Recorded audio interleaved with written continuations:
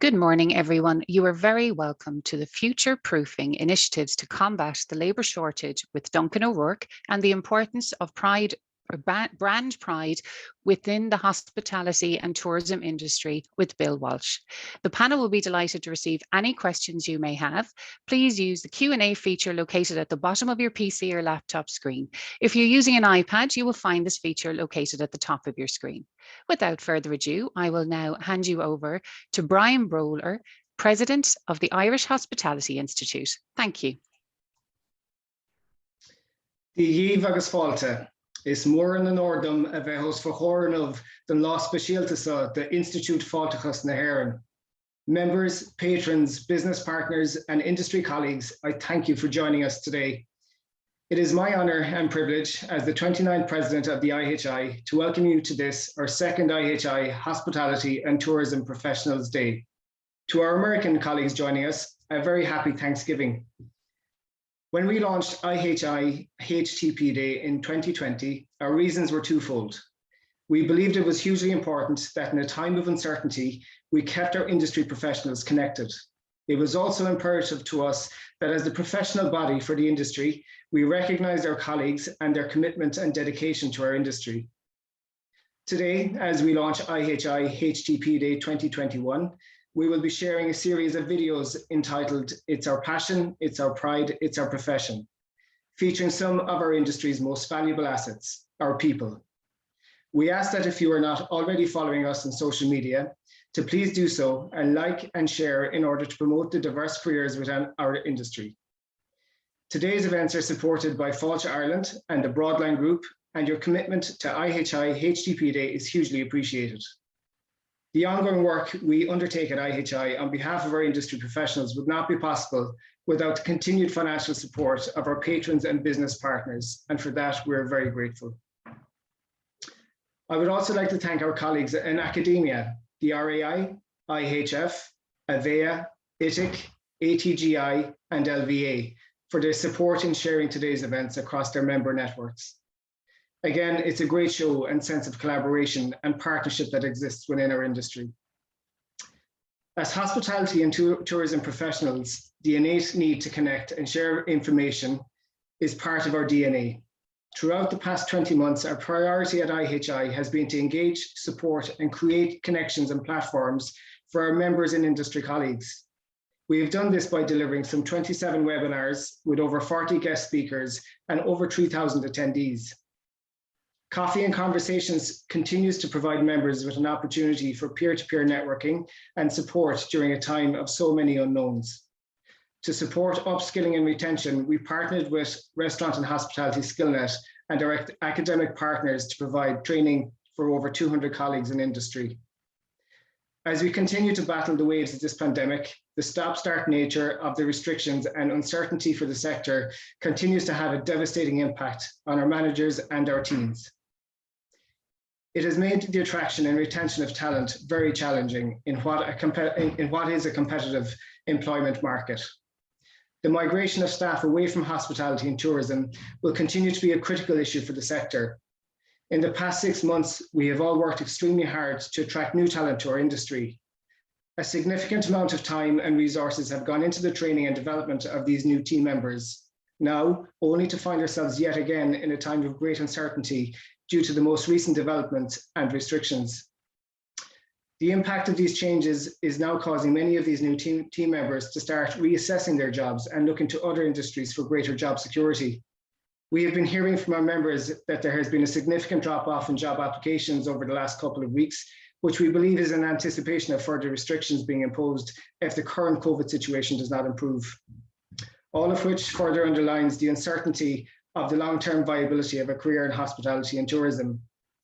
Collectively, as leaders, we must see this labour exodus as a time to restart, to reimagine how going forward our industry needs to change and adapt in order to survive and thrive. Today's 2 sessions and panel conversations will focus on labour shortages and talent management and retention strategies. To discuss these topics, we've brought together some great leaders from our industry, both in Ireland and internationally, to share their thoughts and insights on how collectively we can change and rebuild.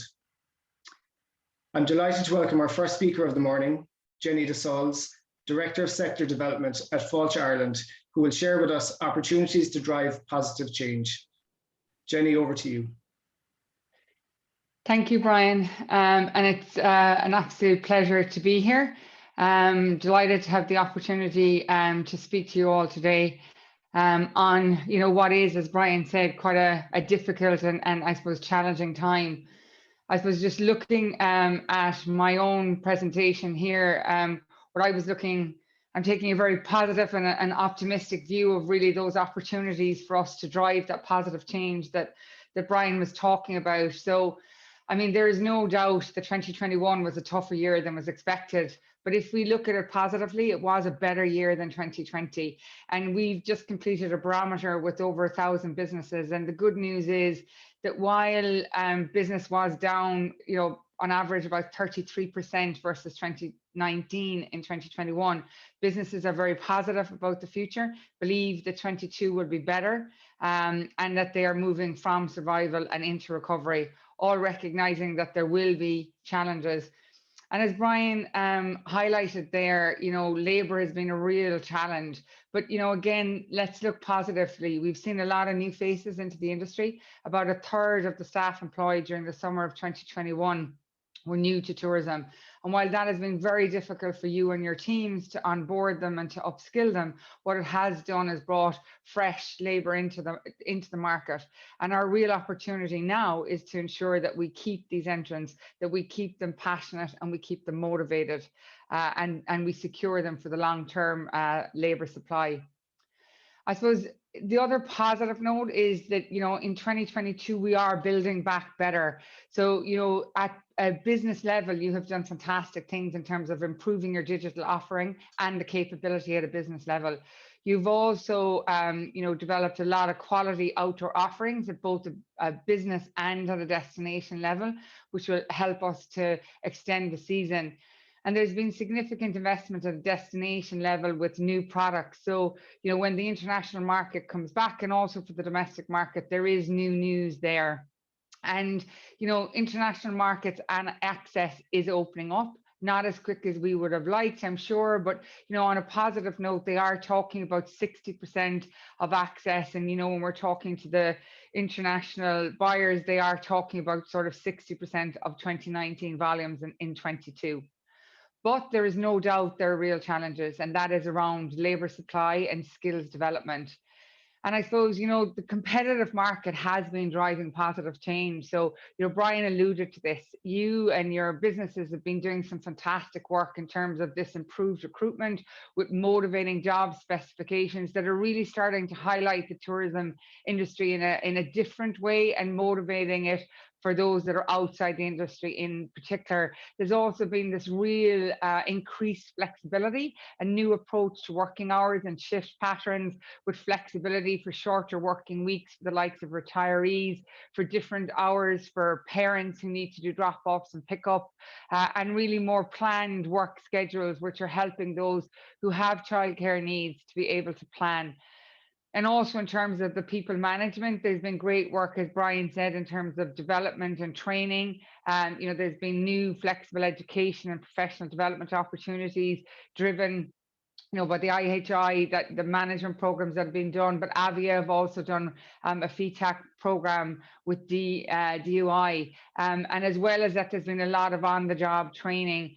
And we're seeing, if you look at LinkedIn, if you look at Twitter, lots of businesses are talking about, promotions and development of their team. And again, that's a very, very positive thing for the industry. And it really does help its perception. But if we look at 2022, I think it is a year of opportunity. There is no doubt that it's going to be challenging, but I do believe that we can build back better. And FIHI Ireland will be there to support you with that real challenge around labour supply. So in terms of rebuilding the workforce, there's a lot of work being done sort of at a domestic level to really connect businesses with labour supply out there, like third level students, TY students, and also pathways to work and internships. And we're doing that both in the short term and actually also developing some medium to long term solutions for that. We're also looking at the international market. So FIHI Ireland is just in the process of tendering for someone to look at mapping source markets in terms of labour so that we can identify the best opportunities, but also identify the labour access points and support industry to get to those.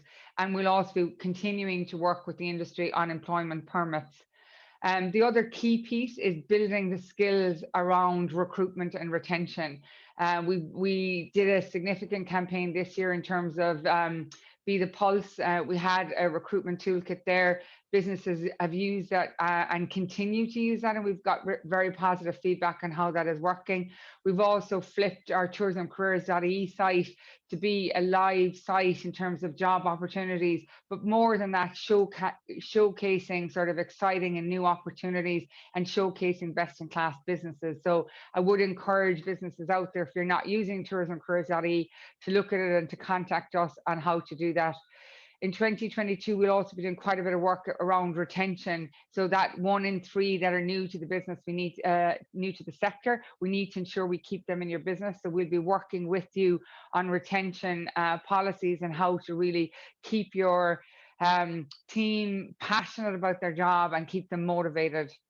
In terms of tourism as a positive career choice, we know there are challenges out there, and COVID has only made that worse. And Brian talked about it there. The stability challenge is a real one.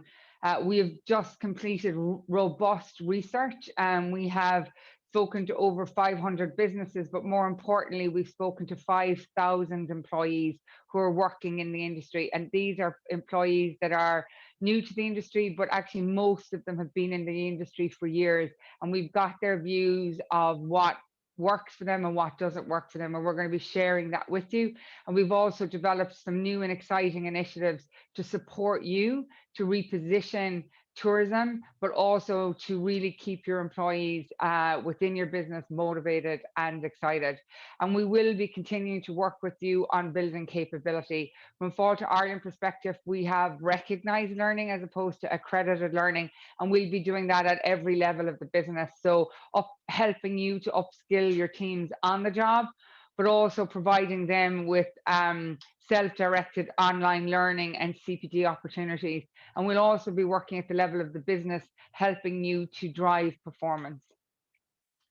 That's it for me. Thank you very much, and back to Brian.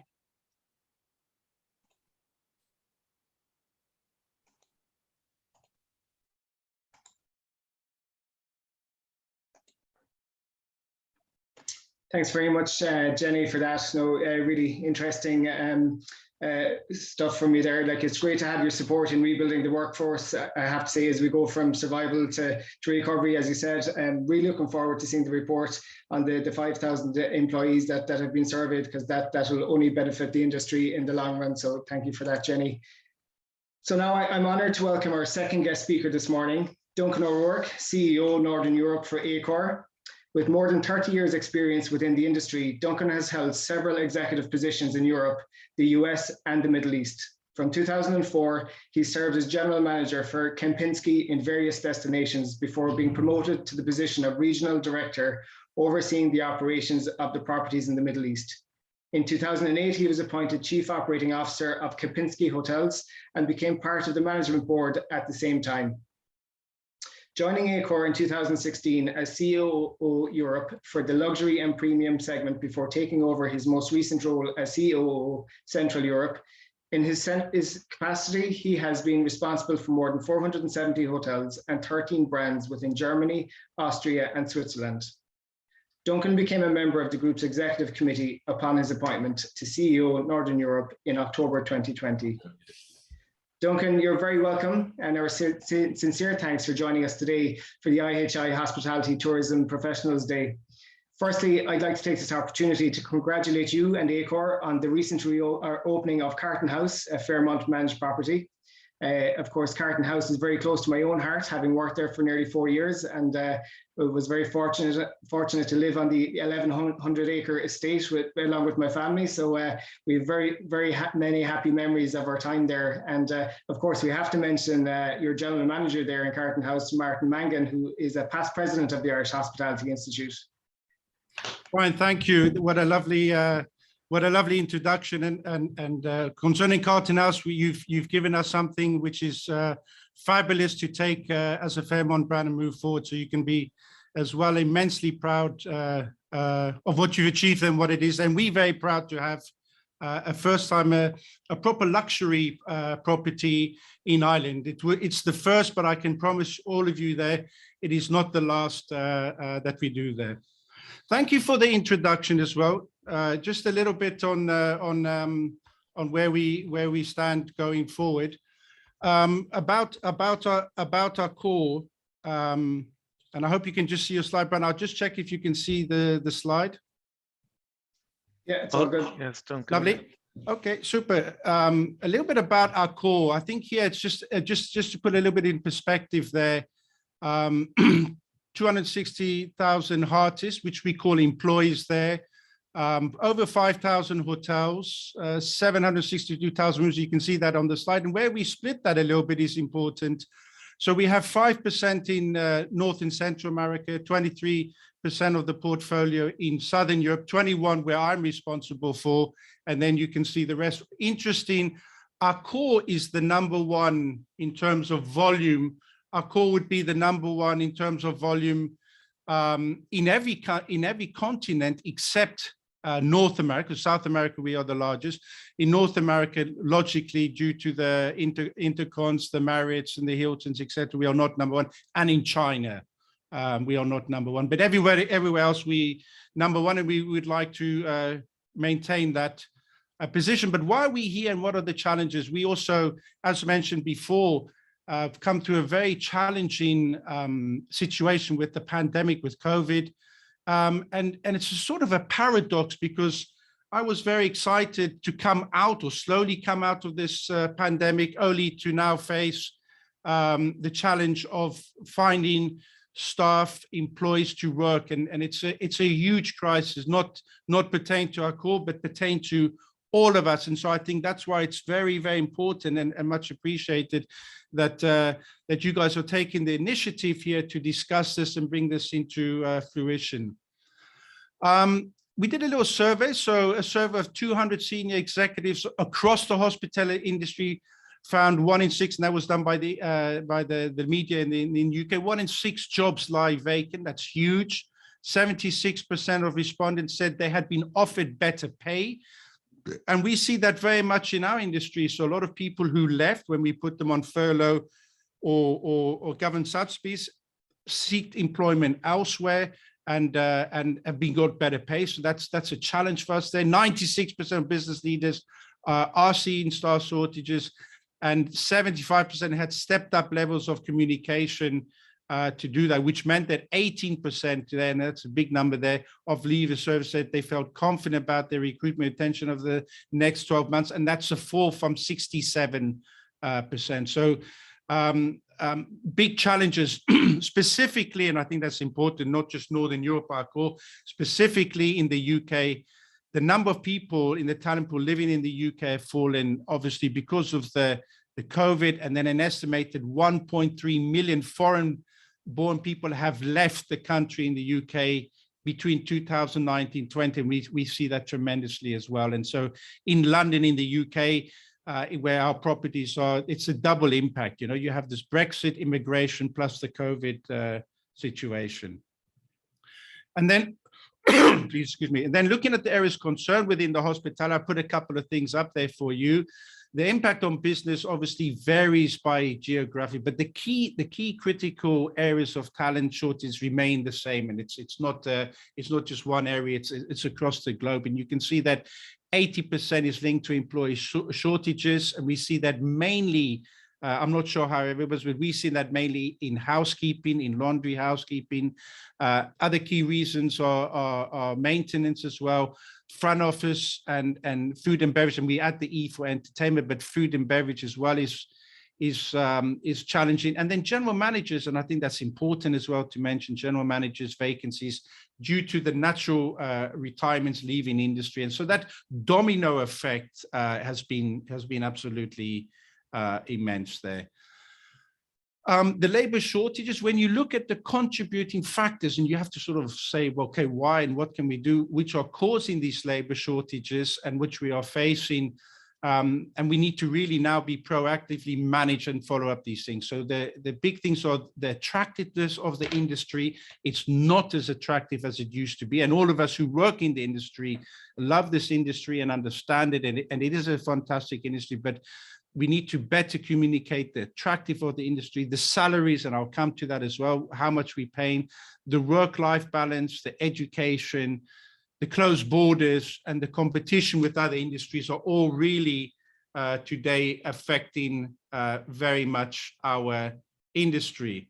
And so we believe in doing that, we need to take a holistic approach to overcome staff shortages whilst we tackle the various aspects of these challenges. And to do that, as a market leader in Europe, we have worked very, very intensively trying to support these initiatives, which means we are lobbying actions at all industry levels. We try to attract foreign workers, lobbying in various governments to borders, opening for talent. And I'm calling from Warsaw, having a meeting here. And in Warsaw, there is not a staff shortage. In fact, there's an oversupply. And so we're trying to see how we can, in the short term, bring some of the employees from here across into our other hotels in the other countries, whilst using and monopolizing the European Union. But at the same time, these really having deep conversations on compensations, discussion with our unions at the industry on levels and salary grids. For example, we've had the tipping tax policy, and it's small, but it's a best practice coming out of the US.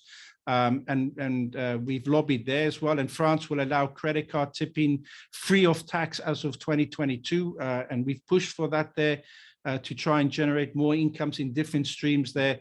And then, of course, the industry image. We're really doing a lot there to promote tourism, the jobs at a country level.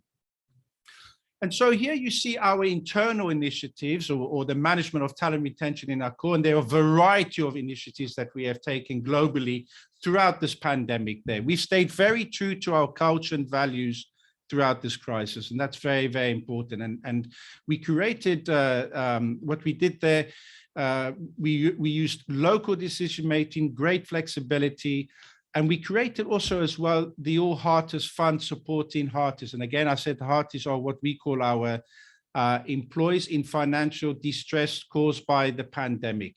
So what we did is we created a fund from our shareholders. We got shareholder approval. We didn't pay a dividend in 2020. And we used 20 million. We took a 20 million not paid out dividend and used that to help employees, Hearters, who were suffering financially because of this crisis. Logically, more Asia, Pacific, Africa, but also very much in Eastern Europe and in some places as well in Western Europe, we've helped them, and that's really been extremely well received. And so we've not only helped employees, and I can give you some examples just to reiterate that. For example, an employee who lost their job in Germany, for example, on a minimum wage and had babies, children, and then COVID as well at the same time. We've helped pick up the rent for 3 months, etc. So a vast variety of different initiatives we've done. We also initiated the cultural transformation, which results in a community of functions and hubs in a project mode, providing clear accountability to that change as well. And then we rolled out the new organization. So at the same time, when this COVID started and this time, we restructured the whole organization from 8 geographic hubs and put everybody closer. And so what we've done there by creating 8 geographic hubs, we are closer to the owners, closer to our guests, but just as important now, much, much closer to our employees. And lastly, what we do every 7 months, we do an employee engagement survey just to check a pulse. How are we doing? How can we improve? And what can we do better? And so we've got three priorities, right? So the first one is to ensure health and safety standards and make sure that our employees feel completely safe where they are. The second one is to feed the culture shaped by our teamwork with the hospitality spirit as well, and being very, very close to operations. And we allow our talents to choose their different work patterns. And you can see some examples. And here, I'm not speaking as much about the actual hotels, but more about the support offices. And in Northern Europe, for example, we have around 800 employees just managing non-hotel based, but managing the Northern Europe. So our hub functions departments decide the best models. And what we have done is we've said a minimum 2 days a week together with the team in the offices. And that's why did I do that, say a minimum 2? There's some hubs which have said you can work from home, you can do what you want. I still think it's absolutely imperative to create this team spirit, especially with the restructuring which we did to create this team spirit and drive that forward. And Accor is also one of the forefronts in terms of co-working. We have our own co-working network spaces, and we also encourage our employees to use that. And so talent retention as well, we like I mentioned before, we are asset light. So we become an asset light. 2 years ago, we were very asset heavy. One of the last, in fact, the last of the big companies that were asset heavy, Marriott, Starwood, Hilton, everybody was asset light. We were the last ones to do that, which we did. At a very fortunate time, just out of interest. It's not because we were highly intelligent, but we sold all our assets just before the end of 2009, beginning 2020. So that was good timing on our behalf there.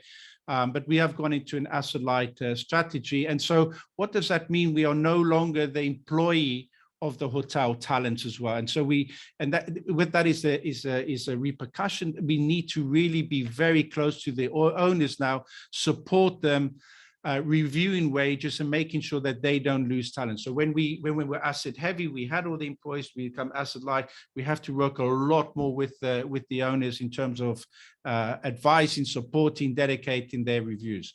Within Northern Europe, my region, I took the step in May. I decided to bring back every single employee. So we had a furlough process across Northern Europe. 92% of all what I would call corporate or office-based employees were on furlough.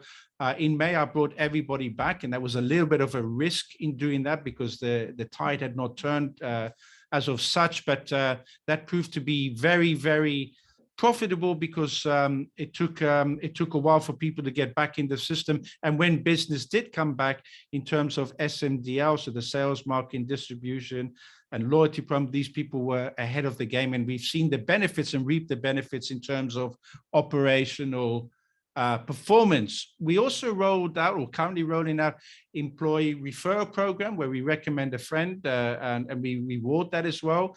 We have also revised and relaunched employee benefits and really had a look at that. So when you work for Accor, what are your benefits? The All Heartist card, what discounts do you get? What restaurants can you measure?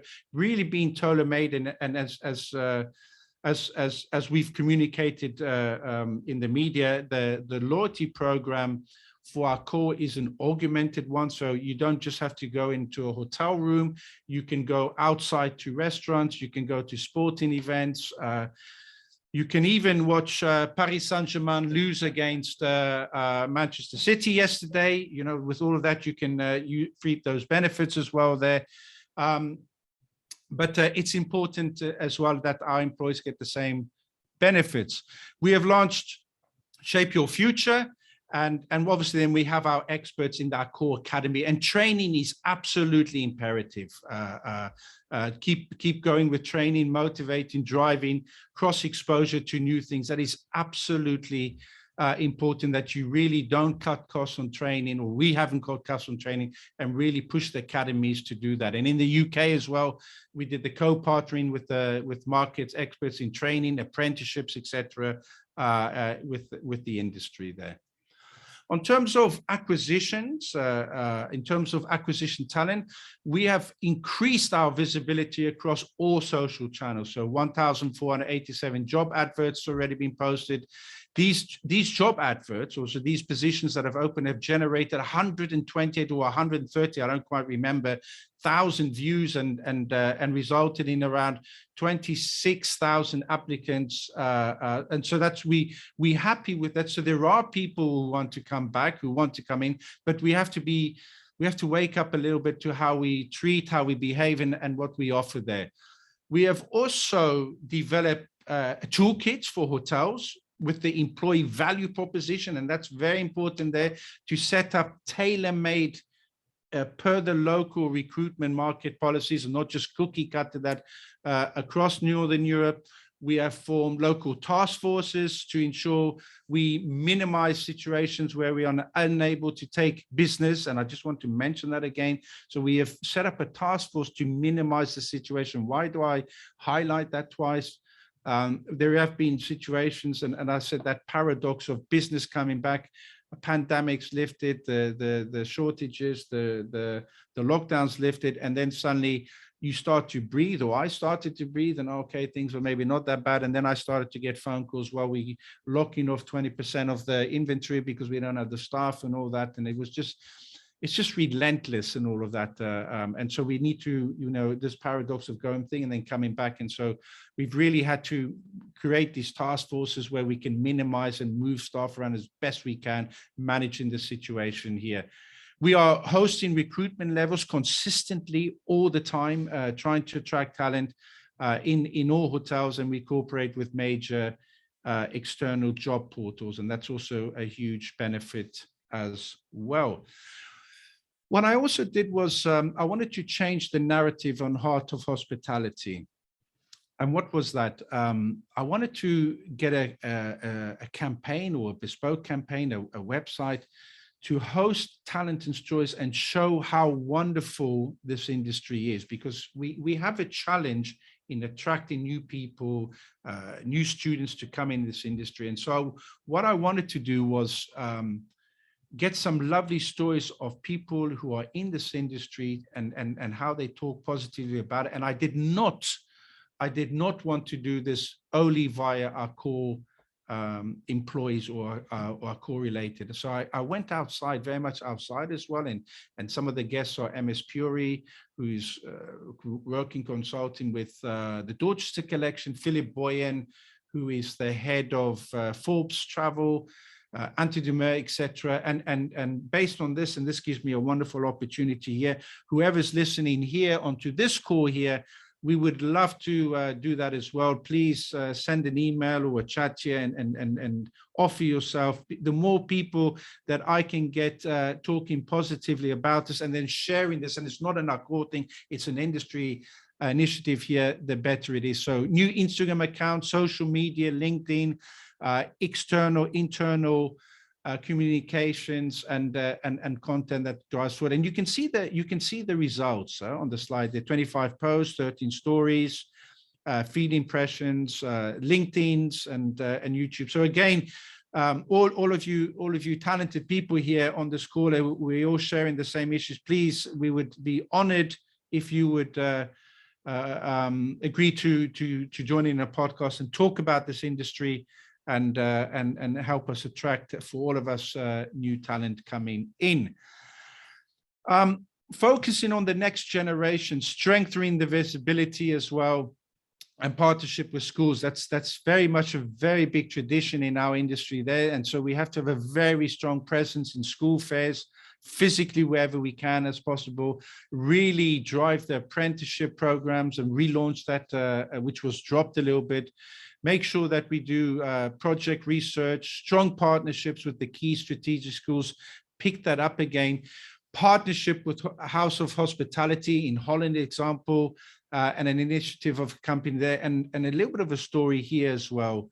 I got a call from a president of one of the hotel schools in Switzerland, and he said, Duncan, can you help me communicate the benefits of this industry? And I actually thought in the beginning he was talking about graduating students and encouraging them to stay in this industry, but in fact he was talking about encouraging new students to join the hotel schools, because there's been a drop in the in people wanting to enter this industry and drive in the school, and that is of a concern. And so I think we need to really get back going forward there. I believe in the end, it's a difficult time for us. It's a challenging time. It's a wonderful industry. It always has been, and this industry will survive, but we have a challenge on our hands here. A lot of it, if I'm very transparent, a lot of it is probably our making as an industry in terms of timing and salaries and working environment and all that. But it's something that we need to address, and it's been a tremendous wake-up call for all of us. So I hope that helps a little, gives you a little bit of a perspective. I tried to do that a little bit quickly so we have time for questions as well. Brian gave me some timings and all of that, and I'm one of the unfortunate people who doesn't stop talking. So I hope that's fine, Brian, and thank you very, very much. Absolutely, Duncan. No, that was great. Thank you for that. In particular, as a devoted Manchester City supporter, I'm particularly happy that you mentioned the match last night. So well done. No, thank you. There was lots of thought-provoking content there for our panel discussion. So I'm delighted now to welcome and hand over to IHI fellow Aaron Mansworth, Managing Director of Trigon Hotels. Aaron is going to chair our first panel session this morning. So Aaron, over to you. Many thanks, Brian. Good morning, everybody, and welcome. I'm delighted to be chairing the first of today's two panel sessions, where we will continue discussion on future-proofing our industry and discuss initiatives to combat the labour shortages. Thank you, Duncan, for a very, very informative presentation and staying with us for the panel discussion. Joining Duncan on the panel this morning, we have some leading industry experts. Firstly, we have Dermot Crowley, who was recently appointed as Chief Executive Officer of the Dalata Hotel Group. Congratulations on your appointment and best wishes in your new role, Dermot. Next up, we have Catherine Toolan. Catherine is Managing Director of the Diageo Home Brands and Guinness Storehouse. And also joining us this morning, or rejoining I should say, is Jenny de Sauls. And as we know, Jenny is Director of Sector Development at Walshe, Ireland. So you are all very welcome this morning, and thank you for taking the time to join and share your knowledge and expertise in this area. So for the questions and answers that are submitted, we will endeavour to answer all the questions, but for those that we don't get to or we run out of time, there will be a post-event communication quote that will answer most of these questions. So to our panel, you know, as we see now, our industry is now at a pivotal moment. The staffing crisis and ongoing changes in business levels is driving the perfect storm. The attraction of overseas talent to Ireland is not only challenged by the impact of COVID, but other factors such as the high cost of accommodation, particularly within our cities. So to begin our our panel discussion, Duncan, I'll go back to you, and I feel I could probably spend the next 6 hours with you, Duncan, based on the content from your presentation. But like that, on a timeline of 20 minutes, we'll keep our questions brief. But I suppose the big thing that hit home for me, Duncan, there was that you said it's an industry fix, which is fantastic to hear. It's not, you know, about everybody paddling their own canoe. It's about how we as an industry can come together and really change the perception. So, Duncan, you mentioned there, and I just wanted, you mentioned about salaries and retention of staff. I suppose I read recently, you know, CEO of Accor, Sébastien Bazin, you know, he talked about the French industry being on its knees and not being able to afford you know, the raise in wages and the trouble, you know, with recruitment because of that. We're quite spoiled with the subsidy levels in Ireland at this moment. You know, as an organisation, how are you dealing with that? And I know you touched on it, but is there anything you'd like to deep dive on that from your presentation? Yes, thank you, Aaron. And quickly, Catherine, Jenny and Dermot, an absolute pleasure to be on the same panel with you. I hope that next time we can do this physically. Aaron, indeed, our president and chairman, CEO Bazin, had mentioned in one of his interviews that the industry in France is on its knees when it comes to the salary raises. And we all know that the margins that we have, especially now, 19 was a record year, but then 2021, the margins that we have going through are very, very challenging.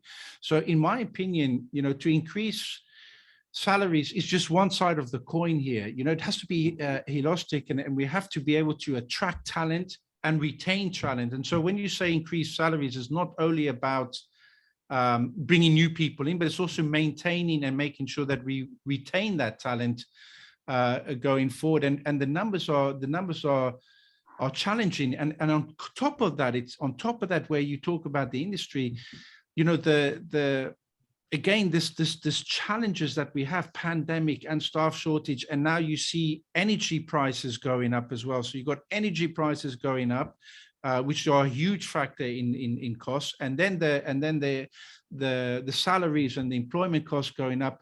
The margins are really decreasing, and at the same time, the volume coming into Europe, because you don't have the external flights coming in, so you're dealing with the domestic market, and that obviously affects your rate. So it is very, very challenging, and we have to think a little bit further out of the box in terms of managing that. Flexible working hours, probably training, non-financial benefits, having to see how we can be more proactive.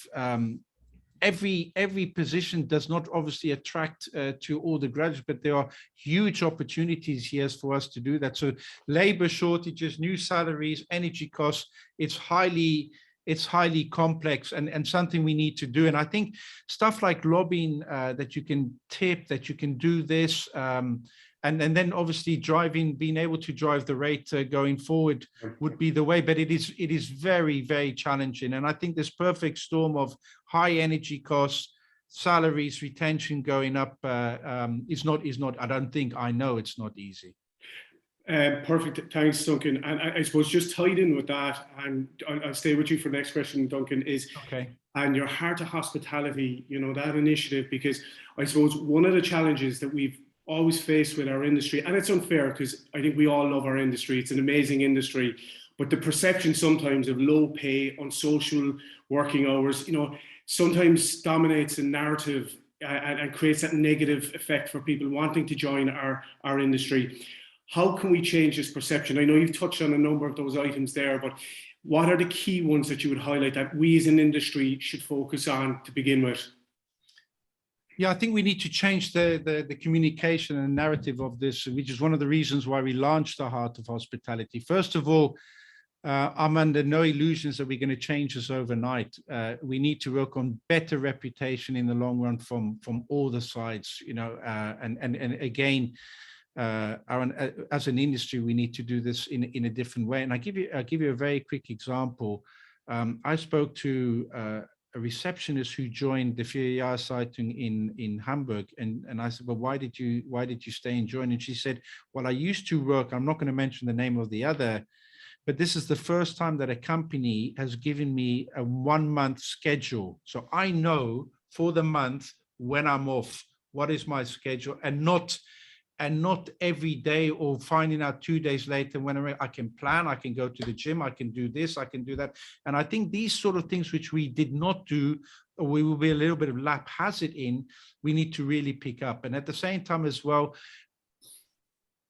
one of the, in Poland here, a receptionist of a very good hotel, a receptionist, an employee, now went to Aldi, to a supermarket as a cashier, and gets a higher salary than she did as a receptionist. And there's something wrong with this. Mm-hmm. There's something wrong, and we need to address this. Otherwise, we're going to lose as an industry. And it doesn't mean just paying more, but we need to look at the benefits of how we can tackle this, and again work together in coming up with amicable solutions there. So attracting, making sure that they have a reason to join them, doing the fringe benefits, better working conditions, will all play a big part in that. It's huge, and the rostering, it's such a simple thing. Such a simple thing, correct. It's probably been, from employee surveys we've seen in our own industry is here in Ireland, is that it's tops pay in a lot of situations. Duncan, on that team there, and you mentioned about competing with other sectors, and it's flowing nicely into my questions perfectly, is I suppose the competition is even greater. We see the likes where we're located, pharmaceutical companies, we're dealing with that. You know, we need to rethink our, I suppose you mentioned it, what your campaign for the schools, but we need to rethink our approach and visibility within schools even more. So how can we create greater awareness amongst the younger generations? And have you seen anything from an international perspective that maybe we're not doing here in Ireland yet? Look, I think we need to really increase our visibility of attracting the top talent and of the schools that are coming up. And you know, if I go back to my education, I went to a Swiss hotel school, you know, a reputable one, to say that, but only a very small percentage have actually stayed in this industry. I'm one of the few that actually did that. So the industries, I'll give you a clear example. In École Hôtelière Lausanne in Switzerland, which has a fabulous name as a hotel school, probably one of the best in the world, 80%, 80 to 90% of students do not stay in the industry. Why? Because they poached from banks, from pharmaceutical, from everywhere else. Why? Because they are hospitality people, they understand hospitality, they've been trained in that, and these are huge benefits for other markets as well. And so we have to really make sure that we drive what we're doing, communicate better, and I think in my opinion, coming together as an industry and not individually as companies walking, but maybe it's as simple as, and I'll be very open, it's as simple as going with a couple of industries, a couple of players in the industry and going to schools together and saying, look, we're not doing it for Accor, for Mandarin or for Rosewood or for Intercon. We here as an industry, listen to us, this is what about, and really try and pick this up in a different way, because the competition will not go away, and the competition is the other industries, and it will not go away. So we need to make sure that we stay in the game, give solid information and opportunities that we can attract and then retain them. Super. My take. Thanks, Duncan. And Duncan, I'll come back to you in a short while. There are numerous questions coming in, but we'll just go around the panel there for a few minutes. So Jenny, I might come to you there next, if that's okay. And obviously, there's, you know, we've gone through a lot there with Duncan, but you know, we see, you know, talent attraction has been a challenge, you know, for a while in the industry, but we're now seeing retention is more problematic. And while we're focusing on attraction, we have to focus on retention as well. So just from a FIHI Ireland perspective, what supports, what are you working on that, you know, that we as an industry can help as well? I suppose, like, it's really building on what Duncan is saying. I think the focus for the retention and indeed for the recruitment is that we need to put the employee front and center. We really need to understand the employee and what they wanted.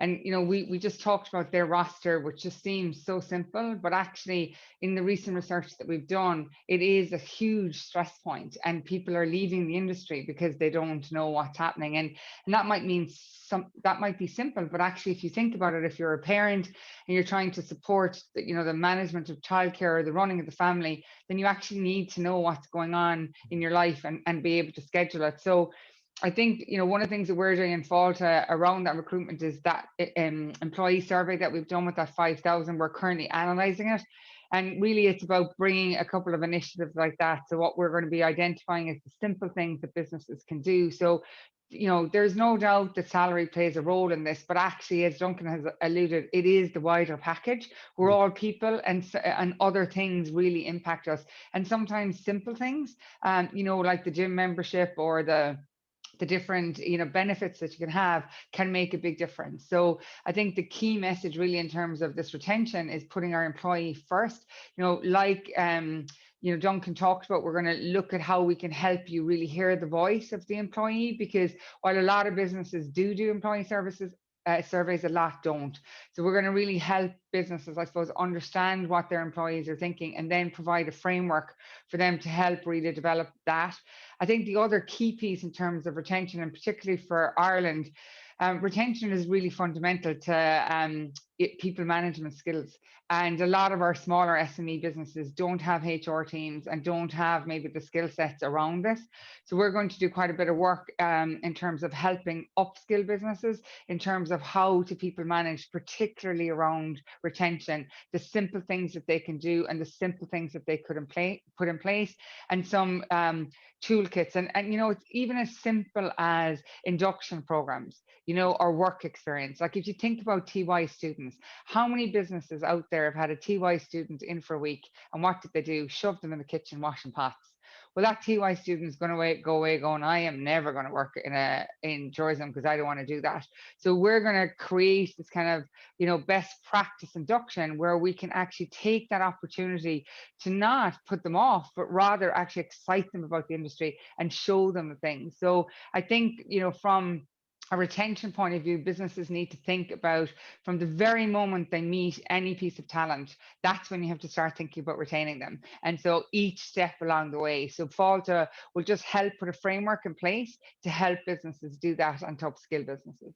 Great, thanks, Jenny. And just based on your presentation earlier and the positivity, I think that's great to see, because that's the other thing we have to, you know, it is about being positive going forward. But I suppose, just say from a FIHI Ireland perspective, Jenny, you know, our industry has had a negative sort of impact in terms of considering it long term as a tourism hospitality choice, career choice, you know. So again, you know, you've touched on it there. What else are you doing? But what else can we do as an industry to support that? And I think that sort of work experience example, it's so simple, but it's so important, you know. Mm-hmm.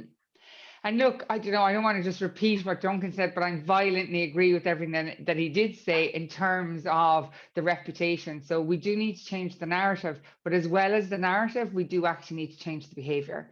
And so we need to recognize, not get defensive, but actually think about how do we make it better? You know, not about, oh, we're doing enough, those employees are a bit of a pain, they expect or want more. It's actually about saying, okay, what are those small and simple things that I can do that my employees will think of this place as a better, like pre-2019, you know, career tourism was not seen as a positive career choice. A lot of businesses, or sorry, a lot of employees saw it as a short-term way of earning money. So as a student or, you know, as a retiree just coming in, but it wasn't seen as a career choice. So I think there's a piece of work that we need to do about highlighting careers, and we are working with the COG, so the Career Oversight Group, to map career pathways. And it's been really interesting, even as we've done this, industry and businesses are saying, I never saw this framework. I didn't realize they're the steps that people can take. And even those who are passionate about the industry and love being in the industry don't see those steps. So we're going to continue to work with the COG and with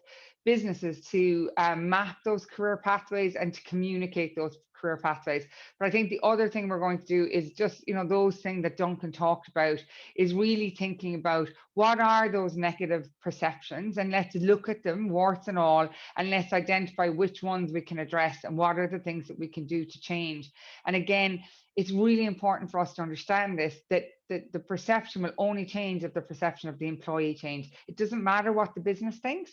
If I think, you know, Jenny's Hotel is a brilliant place to work in, if my employees don't think that, it doesn't matter. So we've got to put the employee at the heart of this and really understand their motivations, what makes them feel valued, rewarded, and recognized. And so in 2022, we're going to be sharing that the results of the survey, and it is the most robust survey that we've ever done. We've also done international benchmarking. We've also spoken to cross-sector recruitment to really understand the challenges. And what we're going to do to support industry is bring this framework. And, you know, I couldn't agree with Duncan more about this is about a sector. You know, one of the challenges that's come out in the industry is actually that everybody's recognizing the problem, but they don't maybe see it's their problem. And I think that's a step change that we have to see. Every single one of us on this call and every business out there needs to see this as a problem for the sector, and we all have to work together. And I think that's what FIHI is going to do, is just harness the energy cross-sector for us to work together and to address this in a structured way. Great. Thanks, Jenny. Catherine, I'm going to come to you there now, if that's okay. And obviously, we've seen from, you know, Diageo's your own learning from life programs, you know, which provides training and education opportunities for the long-term unemployed. You know, do you feel like there's, you know, there could be a collective industry approach to look at some of these more marginalized groups? I know we've done it with Ability at Work ourselves, but, you know, what are your thoughts on an industry approach on that? Good morning, Aaron and everybody, and it's so great to be here with everybody, and hopefully next year it will be in person. Yes, I absolutely believe that collective industry approach is critical for all of us because, again, we're competing against very strong industries in tech and in sales, and I think for the first time people have seen other opportunities throughout COVID-19. So again, we know great talent has been poached into other industries, but throughout COVID, that was even more prevalent. So from my perspective, also one of the key issues that we see is the cost of living in city centre locations, whether that be Dublin, whether it be London, or whether it be, any of the city centres. So, looking at city centres and understanding the dichotomy of people that live across city centres means that you may be able to attract people that you mightn't have ordinarily considered. But if they're living in that city, it means, first of all, they don't have to relocate and they already have accommodation. But sometimes they are people that we mightn't have considered, or they mightn't have the skill sets that we have. In Diageo, we have, our Learning for Life program, which is based on the United Nations Sustainability Development Goals of achieving employment and decent work for all. So part of that program for us means that we promote gender equality and empowerment, empower women and girls, and give them opportunities to work. We look at, inclusive, sustainable growth. We look at promoting skills, employability, and to Jenny's point and Duncan's point, lifelong learning. So what does that career path look like? And, I know when I started out in the hospitality industry and hotel management, I never dreamed that my career could take the path it did, working on projects like the Olympics across the world and large sporting events, and coming back ultimately to Dublin and Ireland. But if we don't create and show those career paths, whether it be in hotels or in hospitality, then you have nobody. We talk about if you can't see it, you can't be it. And I think that's a really important part for us. One of the other great learnings that we've had from working on the Olympics, where one of the key objectives was to look at employing people that might not typically have been considered. So London was a great example of Stratford, an area of very, very high unemployment, where we actively went out and targeted employing people in that particular area. Now, it is more challenging from the point of view of the development of individuals and even encouraging them to consider working in hospitality. But it's hugely beneficial because you actually create opportunities for people that might not have seen opportunities, and actually you create a great sense of connection into the industry. And I have, friends and contacts that I'm still in touch with across my Olympic experience in Beijing and London and Rio, who would have never worked in hospitality because they never seen that opportunity. So I think that's a really powerful consideration for us, to look at people that we wouldn't have considered and how we can attract them across all of the industry. Okay, thanks, Catherine. I'm looking at other pipelines. Now that Ireland is well placed as the only English-speaking country in the EU, and to attract students and graduates to learn English, could we be doing more or working closer with our colleges, do you think, in education, to develop these pipelines even further, in your own opinion? I absolutely believe we could be doing more, and actually I'm part of a panel on the education board with GMIT, where I graduated myself, looking at the modules within the training programs and looking at how we market and present the hospitality programs across the world. There's a huge opportunity for us to do more, in the same way as you do a sales pitch for new business or you attract new clients. We need to take that approach in our industry, that we're creating an employer brand and we're creating brands and industries of choice, so that the colleges can go out and not just talk about the education program, but again, to the point that has been made across the day today, what is that framework for development when you've done a diploma or a degree or an apprenticeship in industry? What's your career path? And so we need to work harder with colleges to help them to create that, that visible perspective. And one of the things that AVIA have done, the Association of Visitor Attractions and Experiences, is done some great case studies with the support of Fáilte Ireland and AVIA on a day in the life of. So a day in the life of somebody who works in a visitor experience, or who works in a bar and restaurant, or who works in another part of hospitality which maybe hasn't been considered. So if you look at the way that millennials learn, if we're not attracting millennials and people into our industry in their language, in the way that they communicate and adapt to social media, then we're seen as a bit of a, you know, an industry who's not cool, and maybe who doesn't offer the same kind of attractions as working in digital or working in sales or working in tech or indeed any other industry. Brilliant. Thanks, Catherine. Dermot, I might come across to you there now, sir. So pre-COVID, our industry was worth 9 billion, with about a contribution of 2 billion to the Exchequer, with employment levels of about 270,000. And you know, I suppose given the substantial loss of the business and talent that we've endured, do you feel that the economics importance of our industry and challenges facing us to rebuild is really understood by the public and by government? And I suppose I'm going to load that with a second part to the question as well. There is, what supports do you feel, you know, from our industry should we be looking for? Do we need for the next 12 to 24 months? Good morning, Aaron, and good morning, everyone. I suppose, Aaron, first of all, taking the government, and it's kind of popular to give out about government and politicians and everything else. The reality in Ireland is that government has given us huge support right throughout the crisis. And when I look at the employment wage subsidy, the EWSS especially, like, it's been hugely helpful. And I compare that to what we get in the UK. So if I could give you a simple example, like the subsidy scheme in Ireland encourages you to retain people, right? So as they come in, the government is helping you keep people in the business. Whereas the furlough system we were dealing with in the UK is almost encouraging you to keep people at home, and when they come back into the business, you suffer the full cost. So I don't think we should underestimate how much support we have got from government. I think looking forward, the EWSS needs to be reassessed in the sense that it was a very good tool introduced, but it was one that was introduced pretty quickly. And now I think what you find is some businesses, it's a very blunt tool when you look at how you qualify for it. And some businesses, when they fell out of it, now really need it as we go into the next 4 or 5 months during the winter. And I feel especially so for smaller businesses, smaller restaurants and food outlets that will suffer over the next 3 or 4 months. So I think that's something that certainly needs to be looked at. And look, I'm always going to say this, but obviously the retention of the VAT rate for longer than what's currently our VAT rate is high by European standards anyway. And I think that, you know, this crisis is going to last a bit longer than we all envisaged. So I certainly would encourage people to keep that VAT rate going longer than what's currently envisaged. I think when you take the public, I think the public understand, I know when I'm out and about, they say, God, it's very tough here in the tourist industry, and they understand that, and they understand what restrictions cause. I don't think they really understand the challenges that we're having in terms of recruiting and retaining people.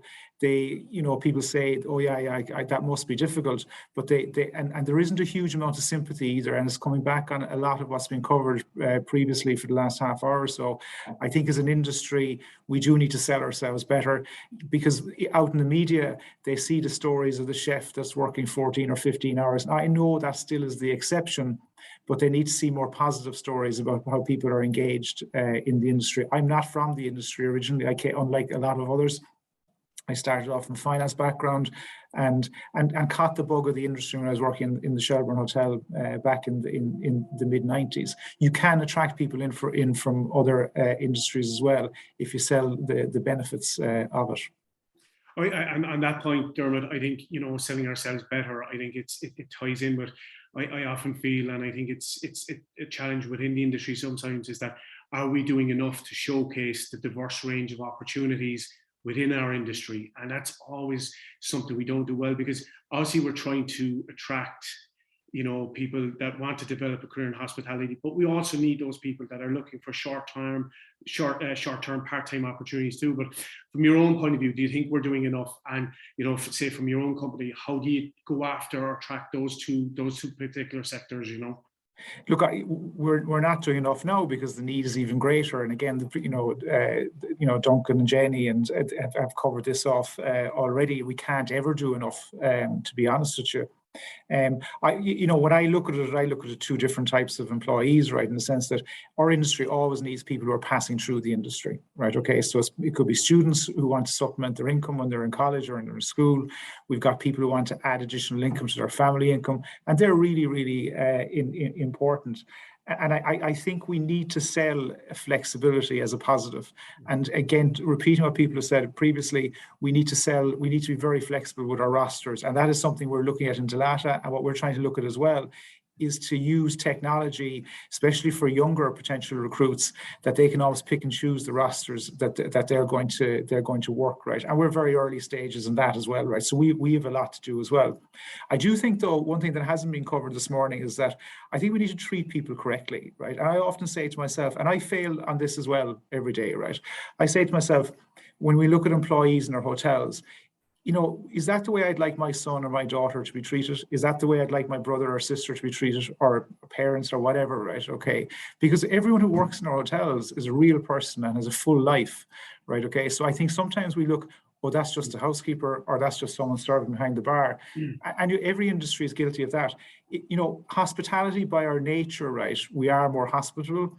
If we get that across the way we treat our people, it will give us a huge advantage versus retail and versus someone who's working just on a manufacturing line. So I think if I was taking out of anything, I'd say to people today, there's lots we can do, right? But make sure every time you interact with someone in your company, right, treat them as a real person. And the second thing I would say, which probably hasn't been covered as well, the big mistake we make sometimes is when we're really short of labour. And look, we do it as well, right? We throw people into the front line, right? And we don't have them proper training, and we don't have support there. We had a lot of students working in Dalata during the summer. And what I observed, okay, is that once we had senior management team on, right, those students brought fantastic life and optimism to the service levels. But if you just leave them alone, it's very stressful for people coming out onto the workforce for the first time. So they're kind of two sort of the more practical things you can do on a day-to-day basis. I think as regards attracting people with a career into the industry, you know, I think we just need to sell it so much more. Like when you work in a hotel, it's like a self-contained business. You're given a huge amount of responsibility versus other industries. So we really need to sell that. Like our general manager in Dalata, effectively they run those hotels. We have full teams in every hotel that they run as separate businesses. There's not many industries that can offer that level of autonomy. So we need to sell that. We do a lot at this stage. We're always looking to do more. We've got a lot of development programs. We took on 50 graduates into our graduate program in September. And critically what we did, and the best thing we did to date in the pandemic, was that we retained all our core teams right throughout the pandemic, and central office team. Now that cost us money, but that meant as we reopened and closed down, we had those core management teams in place. And actually as well, I think those people could see that we've given a commitment to their careers and their stability.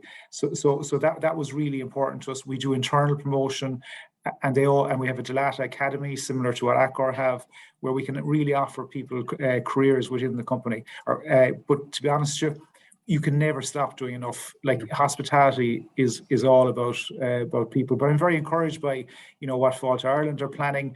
You know, listen to a leader like Duncan and what they're doing with Accor. But we all need to do that. Yeah, absolutely. Thanks, Dermot. And treating people correctly. How simple but important is that? Guys, I apologise. I'm coming up on time, and there are a lot of questions in the Q&A.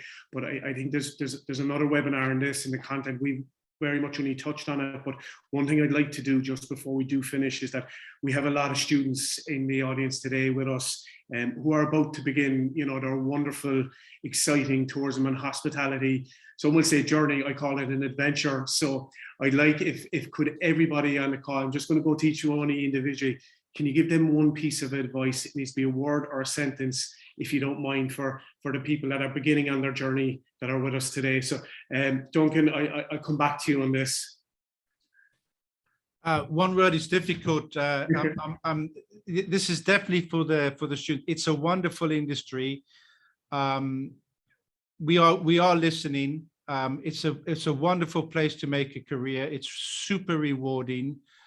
In Ireland, we've opened with Martin Magan, have taken over the Fairmont now of Carlton House. We opening a wonderful hotel at the airport in Dublin, a Sofitel. We're going to open a lot more. There's wonderful industries, wonderful companies out there. Accor is very, very good. So when you do decide and you are decided to join, do keep us in mind. as well. It's very, very rewarding. And my advice a little bit as well, especially to the Irish. The Irish have naturally everything it takes to succeed in this industry. We are naturally born with that. And so we have the common sense, we are open, we are developing, we have good sense of humor. Every attribute you need to succeed in this industry is with us. So enjoy it, travel as much as you can. And I personally, to all the students there, I will pop my email address. Any questions you have, send me personally an email. I'll be very, very happy to answer them. You are the future and you're very important for us. Thank you, Duncan. Jenny, I'll come to you next. Sorry, just making sure I was unmuted. So for me, I would say embrace the opportunity. I think tourism offers just an amazing opportunity. No one day is the same. There are so many different types of roles. So I think if you're a student coming in, come in and experience it. Don't be afraid to change within the industry. Look about, know yourself and know what you want and what you're passionate about, your passion point, and be assured that that passion point can be met within this industry. So I would just say to embrace the opportunity, look at what's out there, and ensure that you get the opportunities to develop within the industry and enjoy every minute of it. Thanks, Jenny. Catherine. Well, I would just say that it is just an incredibly exciting industry, and to think broader, think about work environments like the Guinness Storehouse, where you're working with huge brands. Guinness been probably one of the most recognized brands around the world. So there is a lot more to do in this industry than maybe just work in the traditional elements of it. And for me, one of the most important things is the ability to travel. So I would encourage everybody to get out, use your amazing storytelling and hospitality to travel and experience other cultures. And I think that's along with Dermot's point about managing such a broad level of business, from finance, marketing, HR, understanding culture and people culture is one of the most amazing things you can learn in this industry. And I would just encourage everybody to stick with it and find your own career path, because it is so rewarding. And the best of luck to you all. Thanks, Catherine. And Dermot, finally to you, sir. Yeah, and I suppose as someone who has worked in a lot of industries, I can honestly say it's a fantastic industry to work, and it's certainly something I didn't think of when I was coming out of college, but I'm delighted that I did go into the industry. The one key thing I would say to you, I can't think of any other industry at the moment that is so focused on how they're going to be treating people over the next 10 years. The industry is going to transform. Don't underestimate the amount of technology that's been invested into the industry. What you see as a customer is not what's happening on the background. So if you want to join an industry that'll be really, really focused on your career and on people over the next 10 years, I can confidently say this is the industry. Super. Thanks, Dermot. Just to thank the panel members for taking the time to join us today with their invaluable input. Apologies to Tina and Leo for running over a couple of minutes, but I just think the content there is fantastic. We will try and answer as many of these questions live over the next while, and those that we don't get to will be sent out. So we're going to take a 5-minute coffee break now. No need to log off.